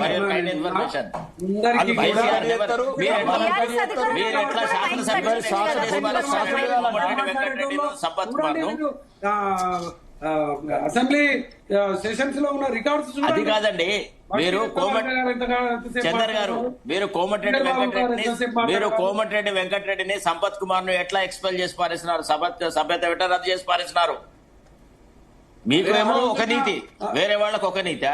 మిమ్మల్ని ఎవరు అడిగేవాళ్ళు? చాలా ఉన్నాయి. గతం తగ్గట్లేదు నేను. తెలంగాణ ప్రజల సంక్షేమం ముఖ్యము, వాళ్ళకి కావాల్సిన ఉపాధి కావచ్చు, విద్య కావచ్చు. పెద్ద జోకు ఇప్పుడు శరదన్న, భారత పార్లమెంట్ లో ఈరోజు సిగ్గుతో తలదించుకోవాల్సిన సమస్య ఏంటంటే, భారతదేశంలో మొదటి స్థానంలో ఉంది తెలంగాణ విద్యాలయాలను మూసేసుట్లా. మొన్ననే వారం రోజుల కింద 1441 స్కూళ్లు మూసేసిండ్రు, 28 పీజీ కాలేజీలు మూసేసిండ్రు, 58 డిగ్రీ కాలేజీలు మూసేసిండ్రు. విద్య దూరం చేస్తున్నారన్నా. ఈ విద్య దూరం చేస్తున్నారు, వైద్యం దూరం చేస్తున్నారు, ఉపాధి దూరం చేస్తున్నారు. నేనేమంటున్నాను, బంగారు తెలంగాణ వచ్చిందో లేదో, ఇప్పుడు మళ్ళీ 7 లక్షల కోట్లు మళ్ళీ చెప్తున్నారు వీళ్ళు 7 లక్షలు. ఇవన్నీ సమస్యలు అడగాలన్నా. లాస్ట్ అది కదండి. మొన్న ముఖ్యమంత్రి ఉస్మానియా యూనివర్సిటీకి పోయి 1000 కోట్లు ప్రకటించినాడు. 1000 పైసలు ఇచ్చినాడా అనే ప్రశ్న ఎవరు వేస్తారు? అట్లా నేను అనేది ఏంటంటే, ఈ రోజు కూడా ఇప్పుడు ఒకటన్నా భారతదేశంలో నెంబర్ 1 స్థానంలో ఉంది. కోరి తెలంగాణ, కోరుకొని తెచ్చుకున్న తెలంగాణ, ప్రాణాలు వచ్చి తెచ్చుకున్న తెలంగాణ, కొట్లాడి తెచ్చుకున్న తెలంగాణలో సామాన్యుడు విద్యను దూరం చేస్తున్నారు, వైద్యం దూరం చేస్తున్నారు. 2025 సంవత్సరంలో పూర్తి స్థాయిలో జనవరి నుంచి మొదలుకుంటే డిసెంబర్ దాకా ఏటీ రామన్న గారు ప్రతి విషయాన్ని, లగచర్ల నుంచి మొదలుకుంటే ప్రతి విషయాన్ని కూడా అసెంబ్లీ వేదిక కాకుండా ప్రజాక్షేత్రంలో ప్రశ్నించిండ్రు. వాళ్ళ సంబంధించిన ప్రతిదాన్ని కూడా చేసి మనం చూసిన మన అసెంబ్లీలో మీరు అన్నట్టు అసెంబ్లీలో మాట్లాడాలనేది మీరు పార్లమెంట్ కానీ అసెంబ్లీలు కానీ వేదికలు అవి నిజమైన ప్రజా వేదికలు అన్న. అంటే ఓకే, మీడియాలో నేనన్నా 100 మాట్లాడతాను, వాళ్ళు 100 మాట్లాడతారు, 100 రకాల ఆర్గ్యుమెంట్స్ ఉంటాయి అన్న. అసెంబ్లీ కరెక్ట్ అయిన వేదిక, అది గర్భాలయము, అది దేవుడి గర్భాలయం. మీరు రాకేష్ అన్న, మీ మాటకు నేను ఏకీభవిస్తున్నా. అసెంబ్లీలో స్పీకర్ ఒక కస్టోడియన్ లాగా ఉండాలన్నా. ఇలా అసెంబ్లీలో పిఎస్సి మీటింగ్ జరుగుతుంది. నేను ఇలా చూసినాను. 7 రోజుల సభ అంటారు, మళ్ళీ స్పీకర్ నిర్ణయం అంటే ఎన్ని రోజులు సభ అనేది కూడా సభ శ్రీధర్ బాబు 8th వరకు ఉంటుందని అనౌన్స్ చేశారు. 5th, 6th, 7th, 8th 4 రోజుల పాటు ఉంటుందని. ఇంకా మీరు చెప్పినట్టు రేపు ఉంది, ఇంకా 8th వరకు ఉంది. ఉన్నట్టే వారం రోజులు అని చెప్పారు. మరి అది కాదు భరత్ గారు, వీళ్ళు సభ ఎన్ని రోజులు నడిపినారండి? టీఆర్ఎస్ వాడు సభ ఎన్ని రోజులు నడిపినారు? ఆ మాటకు సమాధానం చెప్పరు ఎందుకో. బడ్జెట్ సెషన్ ఎన్ని రోజులు జరిగిందండి సభలో? జరిగే పరిణామాలు గతంలో జరిగిన దాని గురించి మాట్లాడతారేమన్నా మీరు? ఓకే, అంటే మీరు చేసింది గతం, వేరే వాళ్ళు ఇప్పుడు చేసింది ఒకటే వర్తమానమా? ఇది ఒకటే ఇప్పుడు మీరు మాట్లాడింది ఏంటంటే ఇప్పుడు భరత్ గారు సమస్య ఏంది, పాలమూరు రంగారెడ్డి మీద చర్చ, ప్రధాన చర్చ. ఇప్పుడు కేసీఆర్ గారు ఎప్పుడైతే బయటికి వచ్చి మాట్లాడాడో అతను మొదలు పెట్టాడు. కేసీఆర్ గారు మొదలు పెట్టారు ఈ ఆటని. వచ్చి పాలమూరు దీనికి అన్యాయం జరుగుతుంది, డిపిఆర్ రిటర్న్ చేసిండ్రు ఆయన ఏదో అనాలా అనుకుని నవ్వన్నాడు, కొన్ని ఇవ్వన్నాడు. ఇక మాటలు కూడా పెద్ద ఆయన కొద్దిగా అప్పుడప్పుడు ఇబ్బంది పడతాడు, ఆయన కూడా అన్నాడు. అన్న తర్వాతనే ప్రధానంగా పాలమూరు రంగారెడ్డి మీద చర్చలకు ఆయన కేసీఆర్ గారు మొదలు పెట్టారు. దీనికి శ్రీకారం పుట్టిందే కేసీఆర్, బయటకు వచ్చిండే పాలమూరు రంగారెడ్డిని ఎత్తిండు. కాబట్టి దానికి ప్రత్యేక సమావేశాలు ఏర్పాటు చేశారు వీళ్ళు. దాని మీద చర్చలలో మనం పాల్గొనాలా. కేసీఆర్ గారు ఎంత, టీఆర్ఎస్ చేసింది ఎంత, కాంగ్రెస్ చెబుతుందా, ఈ చర్చలు జరగాల. రెండోది ఇప్పుడు జరుగుతున్న ప్రధాన సమస్యలు మూసీలో కావచ్చు, అవినీతి డిపిఆర్లు కావచ్చు. ఇప్పుడు ఈ రోజు అన్నారు డిపిఆర్కి మార్చి వరకు వస్తుంది అంటే ఎప్పుడు వస్తుంది, మీకు ఎస్టిమేషన్లు వచ్చినాక వస్తుందా, కమిషన్ ఫిక్షన్, ఇవన్నీ అడగాల కదా మనము. ప్రజలు ఎదుర్కొంటున్న సమస్యలు కావచ్చు, విద్య కావచ్చు, వైద్యం కావచ్చు, ఉపాధి. ఫర్ ఎగ్జాంపుల్ చెప్తున్నాను, 7 లక్షల కోట్లు వచ్చినాయి అన్నారు. 7 లక్షల కోట్లు ఎక్కడ వచ్చినాయి, ఎప్పుడు వచ్చినాయి, ఎవరికి ఇచ్చిండ్రు, ఇవన్నీ అడగాల్సింది మనమే కదా. మళ్ళీ సభ అయిపోతే మనం మైకులో ముంగట ఇవే మీడియాలో మాట్లాడాలి. మీడియాలో మాట్లాడేందుకు అంత అథెంటిక్ ఉండదు. అసెంబ్లీలో మాట్లాడిన దానికి రికార్డింగ్ ఉంటుంది. భవిష్యత్ తరాలు మన వాళ్ళు ఏం మాట్లాడారు అని మాత్రం వాళ్ళు చూసుకుంటారు. కాబట్టి అన్న ఎట్టి పరిస్థితుల్లో కూడా ఇప్పటికైనా నిర్ణయం మార్చుకొని బీఆర్ఎస్, అది కేటీఆర్ గారు కావచ్చు, హరీష్ రావు కావచ్చు, మరి లేకపోతే హరీష్ రావు గారు ఏదైనా ఫ్లోర్ లీడర్ అయింది ఆయన మాట్లాడద్దని మళ్ళీ ఏమైనా ఆయన ఇంకా కుట్రాలు చెప్తున్నారా? ఇప్పుడు హరీష్ రావు గారు ఫ్లోర్ లీడర్ అయ్యి డిప్యూటీ ఫ్లోర్ లీడర్ ఆయన మాట్లాడవలసి వస్తుంది. ఇప్పుడు కవిత గారు ఎట్లా వాళ్ళ వ్యక్తిగతంగా ఈరోజు అసెంబ్లీలో అదేమంటారు ఎమ్మెల్సీ ఆ కౌన్సిల్లో మాట్లాడినట్లు అంత హరీష్ రావు ఆమె ఎక్కడ కూడా బహిరంగంగా ఏం దాచుకోవట్లేదు. ఈరోజు కౌన్సిల్లో కూడా బహిరంగంగా మాట్లాడుతుంది. హరీష్ రావు వల్లనే మా నాన్నకి ఇంత గతి వచ్చింది, నా రక్తం మరిగిపోతుందని. కసబ్లాగా ఉరి పెట్టాలంటే నా రక్తం మరిగిపోతుంది. కేటీఆర్ కు హరీష్ రావుకు మాత్రం రక్తం మరుగుతలేదు అంటే కవిత గారి ఉద్దేశం ఏంది, వాళ్ళిద్దరు ఉరి పెట్టాలనా, మా నాన్నకు ఒక్కడికే పెడుతున్నాడనా? ఇవన్నీ అడగాల కదా. ఎవరు అడుగుతారు? రక్తం మరగంగానే ఏం పాలమన్నా రక్తానికి సమాధానం చెప్పాలా. ఇప్పుడు ఈ రోజు కవితమ్మ గారు అన్నారు నా రక్తం మరిగిపోతుంది, నాకు అవకాశం ఇవ్వండి అని. మరి వీళ్ళకి ఇద్దరికి ఎందుకు మరుగుతలేదు? ఇవన్నీ మాట్లాడాలంటే అసెంబ్లీ. ఎందుకు అంటున్నారు అట్లాంటి మాటలు, అంత పరుచ మాటలు? అంటే నో కేసీఆర్ ని కసబ్లాగా పోల్చడం అది రైటా రాంగా మనం ప్రజా వేదికలకు తీసుకెళ్లాలా, ప్రజాబాల్యం తీసుకెళ్లాలా, ప్రజాక్షేత్రం తీసుకెళ్లాలా. అంటే ఒక హంతకుడిని నరహంతకుడు 200 మంది పానాలు తీసిన పాకిస్తాన్కి వెళ్ళొచ్చిన నరహంతకుడితో పోల్చాడంటే దీన్ని ఎట్లా మాట్లాడాలి మనం? కాబట్టి నేను చెప్తున్నా దీనికి సమాధానం మాటకు మాటనే అంటారా. కసబ్తో ఉరివేస్తా అని అనడం తప్పు, అది ముప్పాటికి తప్పు. అంటే 200 మంది చంపినోని తెలంగాణ సాధనలో ఒక ప్రధాన పాత్ర పోషించిన వ్యక్తిని ఇప్పుడు తప్పులు అందరికీ ఉంటాయి. ఎవరు చేయాలంటే తప్పు. ఇప్పుడు రేవంత్ రెడ్డి తప్పు అసెంబ్లీలో ఆయనకి ఏం శిక్ష చేయాలన్నా అన్నా? అసెంబ్లీ అసలు మన అసెంబ్లీ నుంచి ఆయనకి ఏం శిక్ష చేయాలి ఆయనకు? ఇప్పుడు ముఖ్యమంత్రి మనం నేనేమంటున్నా అంటే ఇప్పుడు మనం ఒకటే, ఇప్పుడు ఏదైనా సరే ప్రోటోకాల్ రాజ్యాంగబద్ధంగా తెలంగాణ ప్రథమ పౌరుడు మనం అద్దులలో ఉండాలి. అతను అద్దులు దాటాడు అనుకోండి, ప్రజలు శిక్షిస్తారు. చంద్ర గారు మీరు ఎందుకు టెన్షన్ తీసుకుంటారు? మీ బాధ్యత మీరు నిర్వర్తించాలి కదా. మీ బాధ్యత మీరు నిర్వర్తిస్తే ప్రజలు శిక్షిస్తారు. మంత్రులను చూసినాం, అనేక మంది ముఖ్యమంత్రులను చూసినాం. ఇటువంటి ముఖ్యమంత్రిని ఇటువంటి అసెంబ్లీని ఎన్నడూ చూడబోము కూడా. తప్పకుండా దీనికి రేవంత్ రెడ్డి గారికి సరి అయినటువంటి దీంట్లో మేము తొందరపడాల్సింది ఏం లేదు. కానీ బీజేపీ ఆరోపిస్తుంది ఏం మాట్లాడతారో మాట్లాడనియండి, ఇంకేం చేస్తారో చేయనియండి. 2 ఏళ్ళైంది చేసిన వాళ్ళు చూస్తున్నారు. కేసీఆర్ కి ఆయనతో కూడా కేసీఆర్ కు మనం చెప్పే అంత అవగాహన లేనటువంటి నాయకుడు కాదు, అంత తెలివనటువంటి నాయకుడు కాదు. ఇక్కడి ప్రజల అవసరాలు ఆయన ఏం ప్రశ్నిస్తే ఈ ప్రభుత్వం ఏ విధంగా స్పందిస్తుంది, ఈ ప్రభుత్వం ఏం చేస్తుంది అనే విషయాలు అవగాహన లేకుండా లేడమ్మా. తప్పకుండా రాకేష్ ఎందుకంటే ఈ రోజు ప్రశ్నిస్తే ఈ రోజు సమాధానం వస్తుంది అనేటువంటి ఆలోచన. మనం ఎన్ని ప్రశ్నించినా ఏమి మాట్లాడినా వీళ్ళు ఏమి మాట్లాడడానికి లేరు, వాళ్ళు ఏమి చేయడానికి లేరన్నా. అందుకే కేసీఆర్ గారి రూపంలో ఇలా మనకు కానీ వీళ్ళందరూ కూడా మాట్లాడుతున్నారు. మీరు కూడా ఇప్పుడు కేసీఆర్ గారు వచ్చినా మీరు అడుగుతున్నారు ఏది 4,000 రూపాయలు బంగారం ఏది ఇవన్నీ అవి మాట్లాడితే వాళ్ళు సమాధానం చెప్పేటట్టు ఉన్నారు అన్న. ఇవాళ ఈ అసెంబ్లీ పెట్టింది ఖాళీ అంటే ప్రజలను కూడా దోషిగా వాళ్ళు నిలబడతారు కదా, ప్రజలను కూడా దోషిగా వాళ్ళు నిలబడతారు. ఇప్పుడు అన్న కేసీఆర్ అడిగింది వేరే ఉంటదన్న.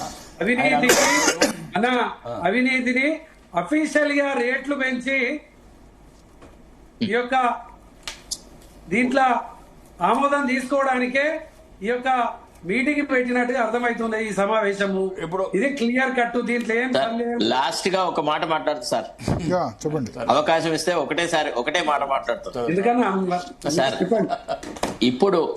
ఇప్పటి వరకు జరిగిన పరిస్థితులను గమనిస్తే బీఆర్ఎస్ ఒక ప్రతిపక్ష పాత్ర పోషించడంలో టోటల్ గా విఫలమైంది. అసలు తెలంగాణ ప్రజలు బీఆర్ఎస్ ని ప్రతిపక్షంగా పరిగణించడం కంటే ఒక ప్రత్యామ్నాయం వెతుక్కుంటేనే వాళ్ళ తరఫున మాట్లాడే ఒక డిఫెండర్ ఉంటారు, అంతే తప్ప ఈ రకంగా అంటే అంతర్గత ప్రజాస్వామ్యం లేదు బీఆర్ఎస్ లో. బీఆర్ఎస్ కార్యకర్తలందరూ స్వామి భక్తులు, తర్వాత మీరు అందరూ భక్తులే తప్ప మీరు ప్రజాస్వామ్యబద్ధంగా పార్టీలో ఏ చర్చ జరగట్లేదు.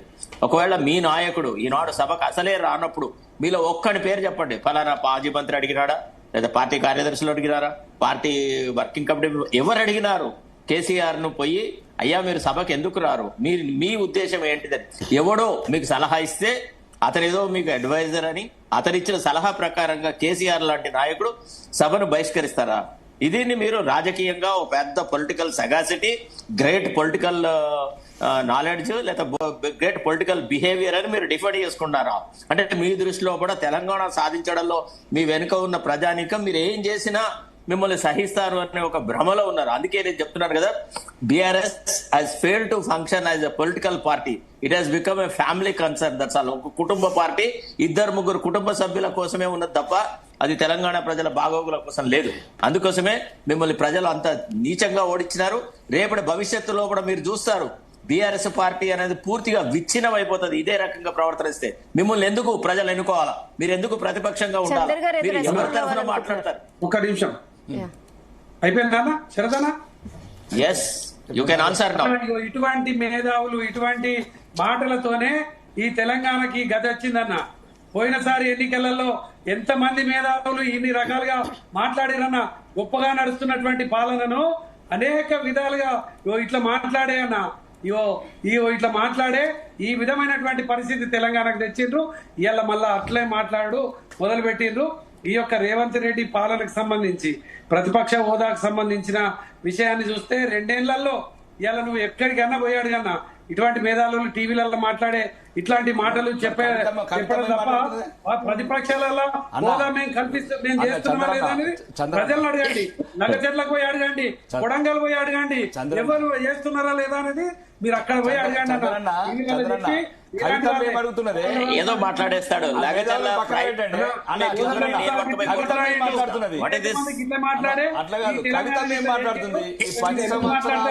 నాకు అర్థమైతే లేదు కానీ ఇదైతే మీకు మరి ఎందుకు ఆలోచన వస్తుందో వల్ల అర్థమైతే లేదు. ప్రతిపక్ష హోదా 100% కేసీఆర్ గారి నాయకత్వంలో బీఆర్ఎస్ పార్టీ 100% ఈ ప్రభుత్వాన్ని ప్రశ్నిస్తుంది, అడుగునా నిలదీస్తుంది.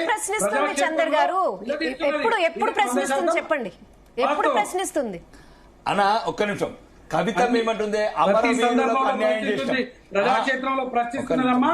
ఇలా ప్రశ్నిస్తా ఉంటే కనీసం మైక్ ఇస్తలేరు వాళ్ళు. అన్న ఒక్క నిమిషం. కవిత ఏమంటుంది? అమరవీరులకు అన్యాయం చేసినాం, పాలమూరు రంగారెడ్డికి అన్యాయం చేసినాం, కాళేశ్వరం అవినీతి చేసినాం.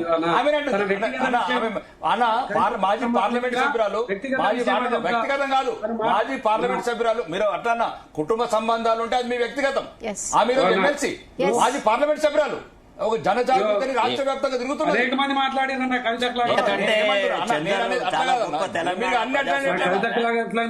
మంది ప్రశ్నకు సమాధానం చెప్పు. ఇప్పుడు తెలంగాణ ఉద్యమంలో మీ పాత్ర ఎంత, కవిత పాత్ర ఎంత?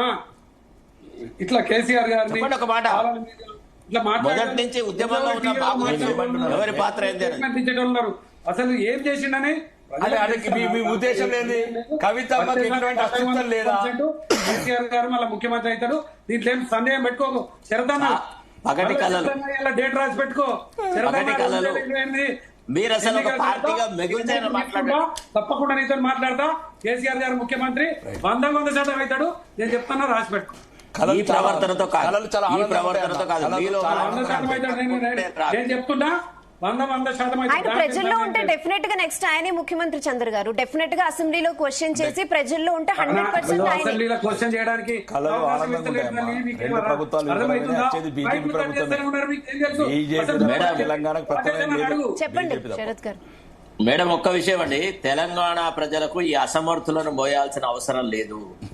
ఎవరైతే ప్రజల తరఫున నిలబడారో, కొట్లాడారో, డెఫినెట్ గా ప్రజలు డెసిషన్స్ తీసుకుంటూనే ఉంటున్నారు. చూసారు కదా 10 సంవత్సరాల తర్వాత డెసిషన్ తీసుకున్నారు, నెక్స్ట్ కూడా డెసిషన్ తీసుకుంటారు. ప్రజలకు అన్ని తెలుసు కదా, ప్రజలు అన్ని గమనిస్తారు, అందరి చూస్తున్నారు. తెలంగాణ రాష్ట్రంలో ఇంటింటికి నీళ్లు ఇప్పించిండు, ఏవో మొత్తం ఘోరంగా చేసిండు. అందుకోసమే ఆయన ముఖ్యమంత్రిని చేసిండు. కరెక్టే మొత్తం, అవునన్న కరెక్టే.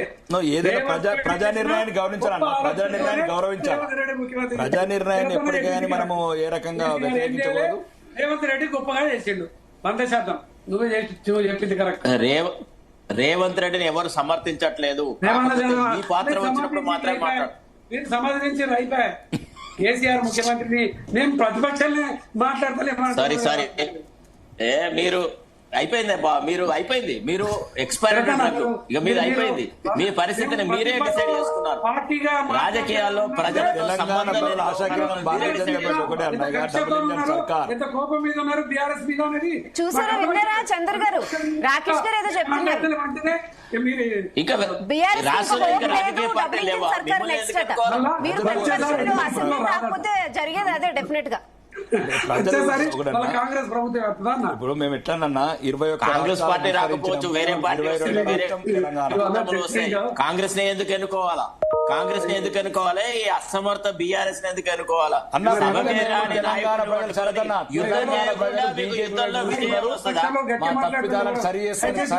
జాతీయ హోదా విషయంలో రాకేష్ గారు మీరు మరి చంద్ర గారు ప్రజా సమస్యల పట్ల ముందు యుద్ధం చేయకుండా 33 జిల్లాలలో అగ్గి గీస్తాము. ఈ కాంగ్రెస్ అవినీతి ప్రభుత్వాన్ని, అసత్యాల ప్రభుత్వాన్ని, అబద్దాల ప్రభుత్వాన్ని దీన్ని ఎండగడతాం ప్రజాక్షేత్రంలో. ఇప్పుడు 10 ఏళ్ళు ఆ పరిపాలన చూసిర్రు, 5 ఏళ్ళు ఈ పరిపాలన చూసిర్రు.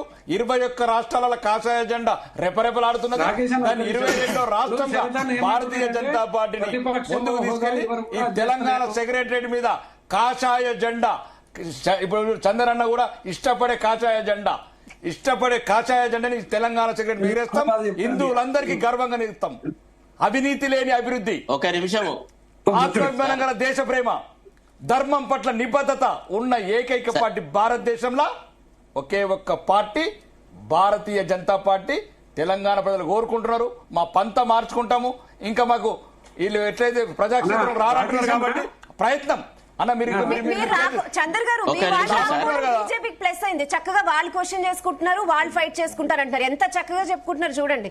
ఉన్న 7 ఎమ్మెల్యేలనే ఎంత కాన్ఫిడెంట్ గా మేమే చేస్తాం, నెక్స్ట్ మేమే అని ఇట్లా చెప్పుకుంటున్నారు. మీరేమో మేము రాము అసెంబ్లీకి అంటారు. మీరు అంటే ఇప్పుడు కేసీఆర్ గారు 2 సీట్లు పార్లమెంట్ లో, కేసీఆర్ గారు కూడా 2 సీట్లు ఉండే మొదలు, అతను 2 నుంచి తెలంగాణ సాధించిండు. నువ్వే మాట్లాడతారమ్మా. ఒక్క నిమిషం సార్, ఒకటే మాట చంద్ర గారు తెలుగు సాహిత్యంలో మనకు పరవశ చిన్నేశ్వరి కథలు అంటే నీతి హితబోధను తెలుగులోకి మార్చిన అతను ఒక మాట మాట్లాడతాడు. పరవశ చిన్నేశ్వరి గారు ఏమని, నిద్రిస్తున్న సింహం నోట్లోకి లేడీ వచ్చి చూస్తుందా అని. అట్లనే మీరు కొట్లాడకుండా మీకు విజయం ఎట్లా వస్తుందండి? మీరు ఎన్నడూ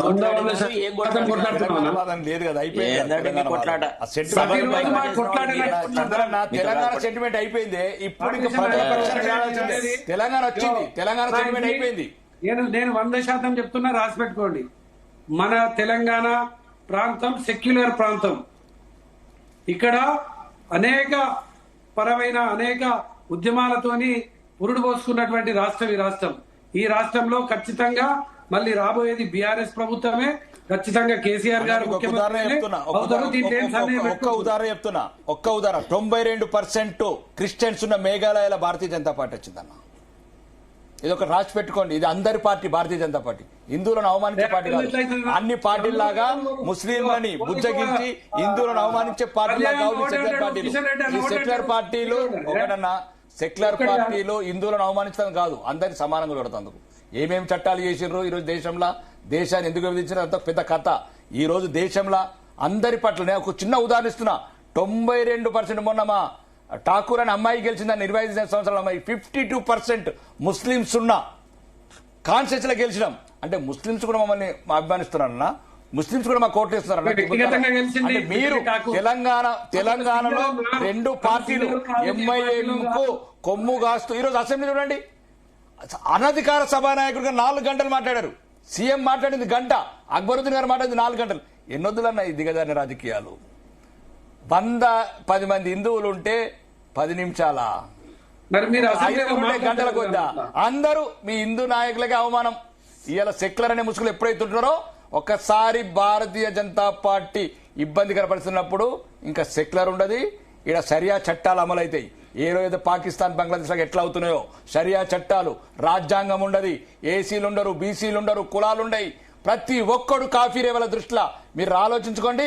గత చరిత్రలు నెమరేసుకోండి. పక్కనే జరుగుతున్న బంగ్లాదేశ్ లో జరిగిన సంఘటనలు గుర్తుంచుకోండి. ఈ రోజు ఓల్డ్ సిటీలో ఒక్క కార్పొరేటర్కి వెళ్ళండి చూద్దాం. మీ సెక్యులర్లు ఓల్డ్ సిటీలో ఒక్క కార్పొరేటర్కి వెళ్ళండి. మీరు సెక్యులర్ నిజంగా సెక్యులర్ అయితే అన్న ప్రమాదం అయిపోతుంది. పార్టీలు ఏదైనా హిందువులను కూడా కలిసి ఉండాల్సిన బాధ్యత భారతదేశంలో ఉంది. మనకున్నది ఒకే ఒక దేశం. ఈ దేశం తప్ప లేదు, ఈ అయ్యప్ప తప్ప లేడు మనకు, ఈ హనుమంతుడు తప్ప లేడు మనకు. మనకున్నది ఒక దేశం, ఒక దైవం, ఒక ధర్మం అన్న. ఇది కాపాడుకోవాలా, పార్టీలకు అతీతంగా కాపాడుకోవాలా. పార్టీలు ఏదైనా మనమందరం ముందు హిందువులు అయిన తర్వాతనే రాజకీయ నాయకులం. దయచేసి కాబట్టి ఎప్పుడు ఇది ఒక గమనించుకోండి. ఈరోజు మీరు అన్న చరదన్న ఈరోజు అసెంబ్లీ చూడండి, లాస్ట్ కామెంట్ చేసి ఊరుకుంటాను నేను. అసెంబ్లీలో కూడా చూడండి, అంటే అక్బరుద్దీన్ గారు మైక్ పడితే చాలు. ఇదేందన్న, ఇదేం సెక్యులర్ ప్రభుత్వాలు? అప్పుడు బీఆర్ఎస్ కావచ్చు, ఇప్పుడు కాంగ్రెస్ కావచ్చు, రేపు ఇంకా ప్రభుత్వాలు. సెక్యులర్ అంటే సెక్యులర్ మాకు కూడా అవకాశాలు ఇవ్వాలన్నా. బీఆర్ఎస్కి ఇవ్వాలంటే ఫర్ ఎగ్జాంపుల్ చెప్తున్నా, ఒక్క వ్యక్తికే తాను మోయడము, గంటల కొద్ది సమయం ఇవ్వడము, ఒక సంఖ్య ప్రకారం ఇవ్వండి. సభానాయకుడికి లేదంత సమయం. దానికన్నా మీరు ఈరోజు కావాలంటే మీరు వీడియో విజువల్ చూడండి. చంద్రన్న, శరత్ అన్న, ఈ రోజు అసెంబ్లీ సమావేశాలు మీరు రికార్డింగ్ తీసుకోండి స్పీకర్ ద్వారా. ఎంఐఎం సభ్యులు ఎవరు అక్బరుద్దీన్ గారు ఎంతసేపు మాట్లాడారు, రేవంత్ రెడ్డి గారు ఎంతసేపు మాట్లాడారు అన్న. ఇది కరెక్ట్ కాదన్న. బుజ్జగింపు రాజకీయాలకు చరమగీతం పాడాల తెలంగాణలో. అది మాతోనే సాధ్యం. బరాబర్ ఎట్లా సెట్ చేయాలో అట్లా సెట్ చేస్తాం అందరినీ తెలంగాణలో. ఒక్క నిమిషం సార్, ఎంతసేపు కేసీఆర్ త్యాగం చేసినాడు అంటే శ్రీకాంతాచారి కంటే ఎక్కువ త్యాగం చేసినాడా? ఏందండి, చచ్చిపోయిన వాళ్ళ పునాదుల మీద మనం రాష్ట్రం ఏర్పరచుకొని అమరవీరులను అవమానపరిచి అంత కుటుంబ రాజకీయాలు తీసుకువచ్చి పచ్చి అవినీతి తీసుకువచ్చేసేసి వీళ్ళు రాజ్యం ఏలినారట, వీళ్ళు రాజ్యం వల్ల ఏదో జరిగిందట, ఏదో అంత ఉత్త బోగస్ వ్యవహారాలు చేస్తా ఉన్నారు. ఇంకా కూడా ఆ భ్రమల్లోంచి వీళ్ళు బయటకు రాలేకపోతున్నారు. వీళ్ళు వాస్తవ ప్రపంచంలో సారీ చంద్రబాబు చాలా పొరపాటు పడుతున్నారు. చాలా పొరపాటు పడుతున్నారు. మీరు తప్పుగా ప్రొజెక్ట్ చేస్తున్నారు. తెలంగాణ ప్రజలు ఉద్యమం శ్రీకాంతాచారి త్యాగంని కేసీఆర్ గారి త్యాగాన్ని ముడిపెట్టినవరంటే నీకు ఎంత దూరమైన అమరవీరులను అవమానించదు చంద్రబాబు పాటు మేధావులు, కళాకారులు, ఉద్యమకారులు, అందరు ఉన్నారన్న. ప్రభుత్వ ఉద్యోగులు ఉన్నారు, అన్ని రంగాలు. ఒక నిమిషం అన్న. కేసీఆర్ గారు ప్రధాన పాత్ర పోషించిండు తెలంగాణ ఉద్యమం అన్న. ఒక్కటి జయశంకర్ సార్ ఆ స్ఫూర్తిని 50-60 ఏళ్ళు కంటిన్యూ చేయన్న. అందరికన్నా తెలంగాణ జాతిపిత ఎవరైనా ఉన్నారంటే జయశంకర్ సార్. ఒక్క నిమిషం దయచేసి. ఈ ఉద్యమం కేసీఆర్ గారు ఇప్పుడు మలి దశ ఉద్యమంలో ప్రధాన పాత్ర పోషించిండు. కానీ ఈ మొత్తానికి 60 ఏళ్లల్లా జయశంకర్ సార్ స్ఫూర్తి అన్న తెలంగాణ మొత్తం అన్నా. జయశంకర్ సార్ స్ఫూర్తి తెలుసు, ఉద్యమ కార్యాచరణ తెలుసు, ఉద్యమంలో అడుగడుగున జరిగినటువంటి సంఘటనలు తెలుసు. నేను ప్రత్యక్ష సాక్షినే రాకేష్ అన్న. ఉద్యమంలో 119 నియోజకవర్గాలలో మొట్టమొదటి కేసు ఏదైనా నమోదైతే రామగుండంలో నమోదైంది. ఏదైనా ఉద్యమ కార్యాచరణ కార్యక్రమం అయితే రామగుండంలోనే కార్యక్రమము. మా దగ్గర ఏ ఉద్యమ నాయకుడి నియోజకవర్గ ఉద్యమ ఇన్ఛార్జీలలో 119 మంది ఇన్ఛార్జీలలో నా మీద అయినటువంటి కేసులు ఎవరి మీద కాలేదు. ఇది నేను ఉద్యమంలో ప్రత్యక్షంగా చూసిన, అనుభవించిన. దాంట్లో మీలాంటి ఉద్యమకారులను మేము గౌరవిస్తున్నామన్నా. ఉద్యమకారులకు ఎప్పుడు గౌరవం పద్ధతి కానీ రాకేష్ అన్న మాట్లాడిన పద్ధతులు నేను ప్రత్యక్షంగా వింటున్నా. సరే, రాకేష్ అన్న మాట్లాడేది బీజేపీ కోసం మాట్లాడుతూ ఉన్నాడు. మరి శరత్ అన్న ఏ పార్టీ కోసం మాట్లాడతలేను అని అంటాడు. కానీ ఇలా రేవంత్ రెడ్డి ఇంకా కాంగ్రెస్ పార్టీ కోసమే మాట్లాడుతున్నట్టుగా అర్థమవుతా ఉన్నది. బాధాకరమైన విషయం ఏంటంటే చందర్, బాధాకరమైన విషయం ఏంటంటే కనీసం కేసీఆర్ కూతురుకున్న రాజకీయ చైతన్యం కూడా మీకు లేకపోడు. అది మాకు బాధాకరం. రాజకీయ చైతన్యం కవితనే బోర్డు లేకపోతే మీరు మళ్ళీ రేవంత్ రెడ్డికి సంబంధించిన పావు అని మనోళ్ళందరూ అంటున్నారు. అట్లనే మీరు కూడా అట్లా అంటారేమో. మీకు నచ్చాలి, మేము అంతా మిమ్మల్ని మీ సంతృప్తి కోసం మాట్లాడితే మీకు నచ్చుతుంది. Anyway thank you so much. ఒక బ్రేకింగ్ న్యూస్ అందుతోంది. సో శరత్ గారు ఒక నిమిషం, బ్రేకింగ్ న్యూస్ అందుతోంది. బనకచెర్ల అంటే ఇప్పుడు నల్లమల సాగర్ అని దాని వేరే పేరు చేంజ్ చేసిన ఆంధ్రప్రదేశ్. నల్లమల సాగర్ తర్వాత తెలంగాణ ఆంధ్రప్రదేశ్ మధ్య నదీ జలాల వివాదంకి సంబంధించి ఏవేవైతే ఇష్యూస్ ఉన్నాయో అవన్నిటినీ సార్ట్అవుట్ చేసేందుకోసం కేంద్ర ప్రభుత్వం కొద్దిసేపటి క్రితమే ఒక కమిటీని అనౌన్స్ చేసింది. ఇప్పుడు అసెంబ్లీలో ఇదే డిస్కషన్ జరుగుతుంది. ఈ సమయంలోనే కేంద్ర ప్రభుత్వం ఒక కమిటీని కొద్దిసేపటి క్రితం అనౌన్స్ చేసింది. ఈ కమిటీకి సిడబ్ల్యూసి చైర్మన్ నేతృత్వం వహించబోతున్నారు. సెంట్రల్ వాటర్ కమిషన్ చైర్మన్ నేతృత్వం వహించబోతున్నారు. కమిటీకి 2 రాష్ట్రాల ముఖ్యమంత్రులు రేవంత్ రెడ్డి, చంద్రబాబు నాయుడు ఇద్దరు కూడా వాళ్ళు జూలై 16వ తేదీన కలిసి 2 రాష్ట్రాల మధ్య ఉన్న వివాదాల గురించి చర్చించారు. దానిలో బనకచెర్ల అంశం ఆంధ్రప్రదేశ్ ప్రస్తావించింది. ఇతర ఇష్యూస్ కూడా telemetry, Godavari river board, Krishna river board కార్యాలయాలు, వీటన్నిటి మీద. సో వీటన్నిటి మీద కేంద్ర ప్రభుత్వం కొద్దిసేపటి క్రితం కమిటీ అనౌన్స్ చేసింది. సో నల్లమల సాగర్ ప్రధానంగా, ఎందుకంటే ఆంధ్రప్రదేశ్ ప్రభుత్వం బనకచెర్లను కొంత మార్చి నల్లమల సాగర్ ప్రాజెక్టు, పోలవరం నల్లమల సాగర్ అనే కొత్త ప్రాజెక్టు చేపట్టాలని దానికి పర్మిషన్ అడుగుతోంది. అదే సమయంలో తెలంగాణ ప్రభుత్వం కూడా పాలమూరు రంగారెడ్డికి పర్మిషన్ ఇవ్వాలని అడుగుతుంది. సో వీటన్నిటి మీద కేంద్ర ప్రభుత్వం ఒక కొత్త కమిటీ ఏర్పాటు చేసింది. బ్రేకింగ్ న్యూస్ అంతోంది. సెంట్రల్ వాటర్ కమిషన్ చైర్మన్ అధ్యక్షతన కమిటీ ఏర్పాటు అవుతుంది. దీనిలో ఆంధ్రప్రదేశ్ నుంచి 4 ఉంటారు, తెలంగాణ నుంచి 4 ఉంటారు. అదేవిధంగా అంటే ఆంధ్రప్రదేశ్ చైర్మన్ ఏమో CWC chairman, central water commission chairman ఉంటారు. ఆంధ్రప్రదేశ్ తరపున ప్రతినిధులు ఇరిగేషన్ శాఖ స్పెషల్ చీఫ్ సెక్రటరీ ఉంటారు, అడ్వైజర్ వాటర్ రిసోర్స్ డిపార్ట్మెంట్ ఉంటారు, engineering chief irrigation water resource department Andhra Pradesh ఉంటారు, chief engineer inter state water resources నుంచి కూడా ఆంధ్రప్రదేశ్ ప్రభుత్వం నుంచి 4 సభ్యులు ఉంటారు. అదేవిధంగా తెలంగాణ నుంచి కూడా 4 సభ్యుల్ని తెలంగాణ రాష్ట్ర ప్రభుత్వం నామినేట్ చేసింది. అడ్వైజర్ టు గవర్నమెంట్ అంటే ఆదిత్యనాథ్ దాస్ ప్రస్తుతం సలహాదారుగా తెలంగాణ రాష్ట్ర ప్రభుత్వానికి సలహాదారుగా ఉన్నారు. బీఆర్ఎస్ దీని మీద అబ్జెక్షన్ వ్యక్తం చేస్తుంది. ఎందుకంటే ఆయన ఇరిగేషన్ చీఫ్గా ఆంధ్రప్రదేశ్కు మొన్నటి వరకు ఉన్నారు కాబట్టి ఆయన్ను ఆదిత్యనాథ్ దాస్ను అడ్వైజర్గా పెట్టడం కరెక్ట్ కాదన్నారు. బట్ రేవంత్ రెడ్డి నిన్న సమర్థించుకున్నారు. గతంలో ఆయన ఉమ్మడి రాష్ట్రానికి కూడా పనిచేశారు ఇరిగేషన్ చీఫ్గా, కాబట్టి ఆయనకు అన్ని ప్రాజెక్టుల గురించి అవగాహన ఉందని చెప్పారు. తర్వాత ఇరిగేషన్ శాఖ ప్రిన్సిపల్ సెక్రటరీ తెలంగాణ నుంచి మెంబర్గా ఉంటారు, స్పెషల్ సెక్రటరీ ఇరిగేషన్ ఈ తెలంగాణ తరపు నుంచి మెంబర్గా ఉంటారు, ఇంజనీరింగ్ చీఫ్ తెలంగాణ ప్రభుత్వం irrigation and command area development నుంచి. సో తెలంగాణ నుంచి 4, ఆంధ్రప్రదేశ్ నుంచి 4 సిడబ్ల్యూసి చైర్మన్గా ఉంటారు. దీంతో పాటు Krishna river management board chairman, తర్వాత Godavari river management board chairman, chief engineer national water development authority NWDA New Delhi, తర్వాత chief engineer PAO CWC member సెక్రటరీగా వ్యవహరిస్తారు. ఇవి ఈ కమిటీకి సంబంధించిన స్కోప్ ఏంటంటే water management in a comprehensive and technical manner and to study the out standing concerns and suggest viable solutions. అంటే పాలమూరు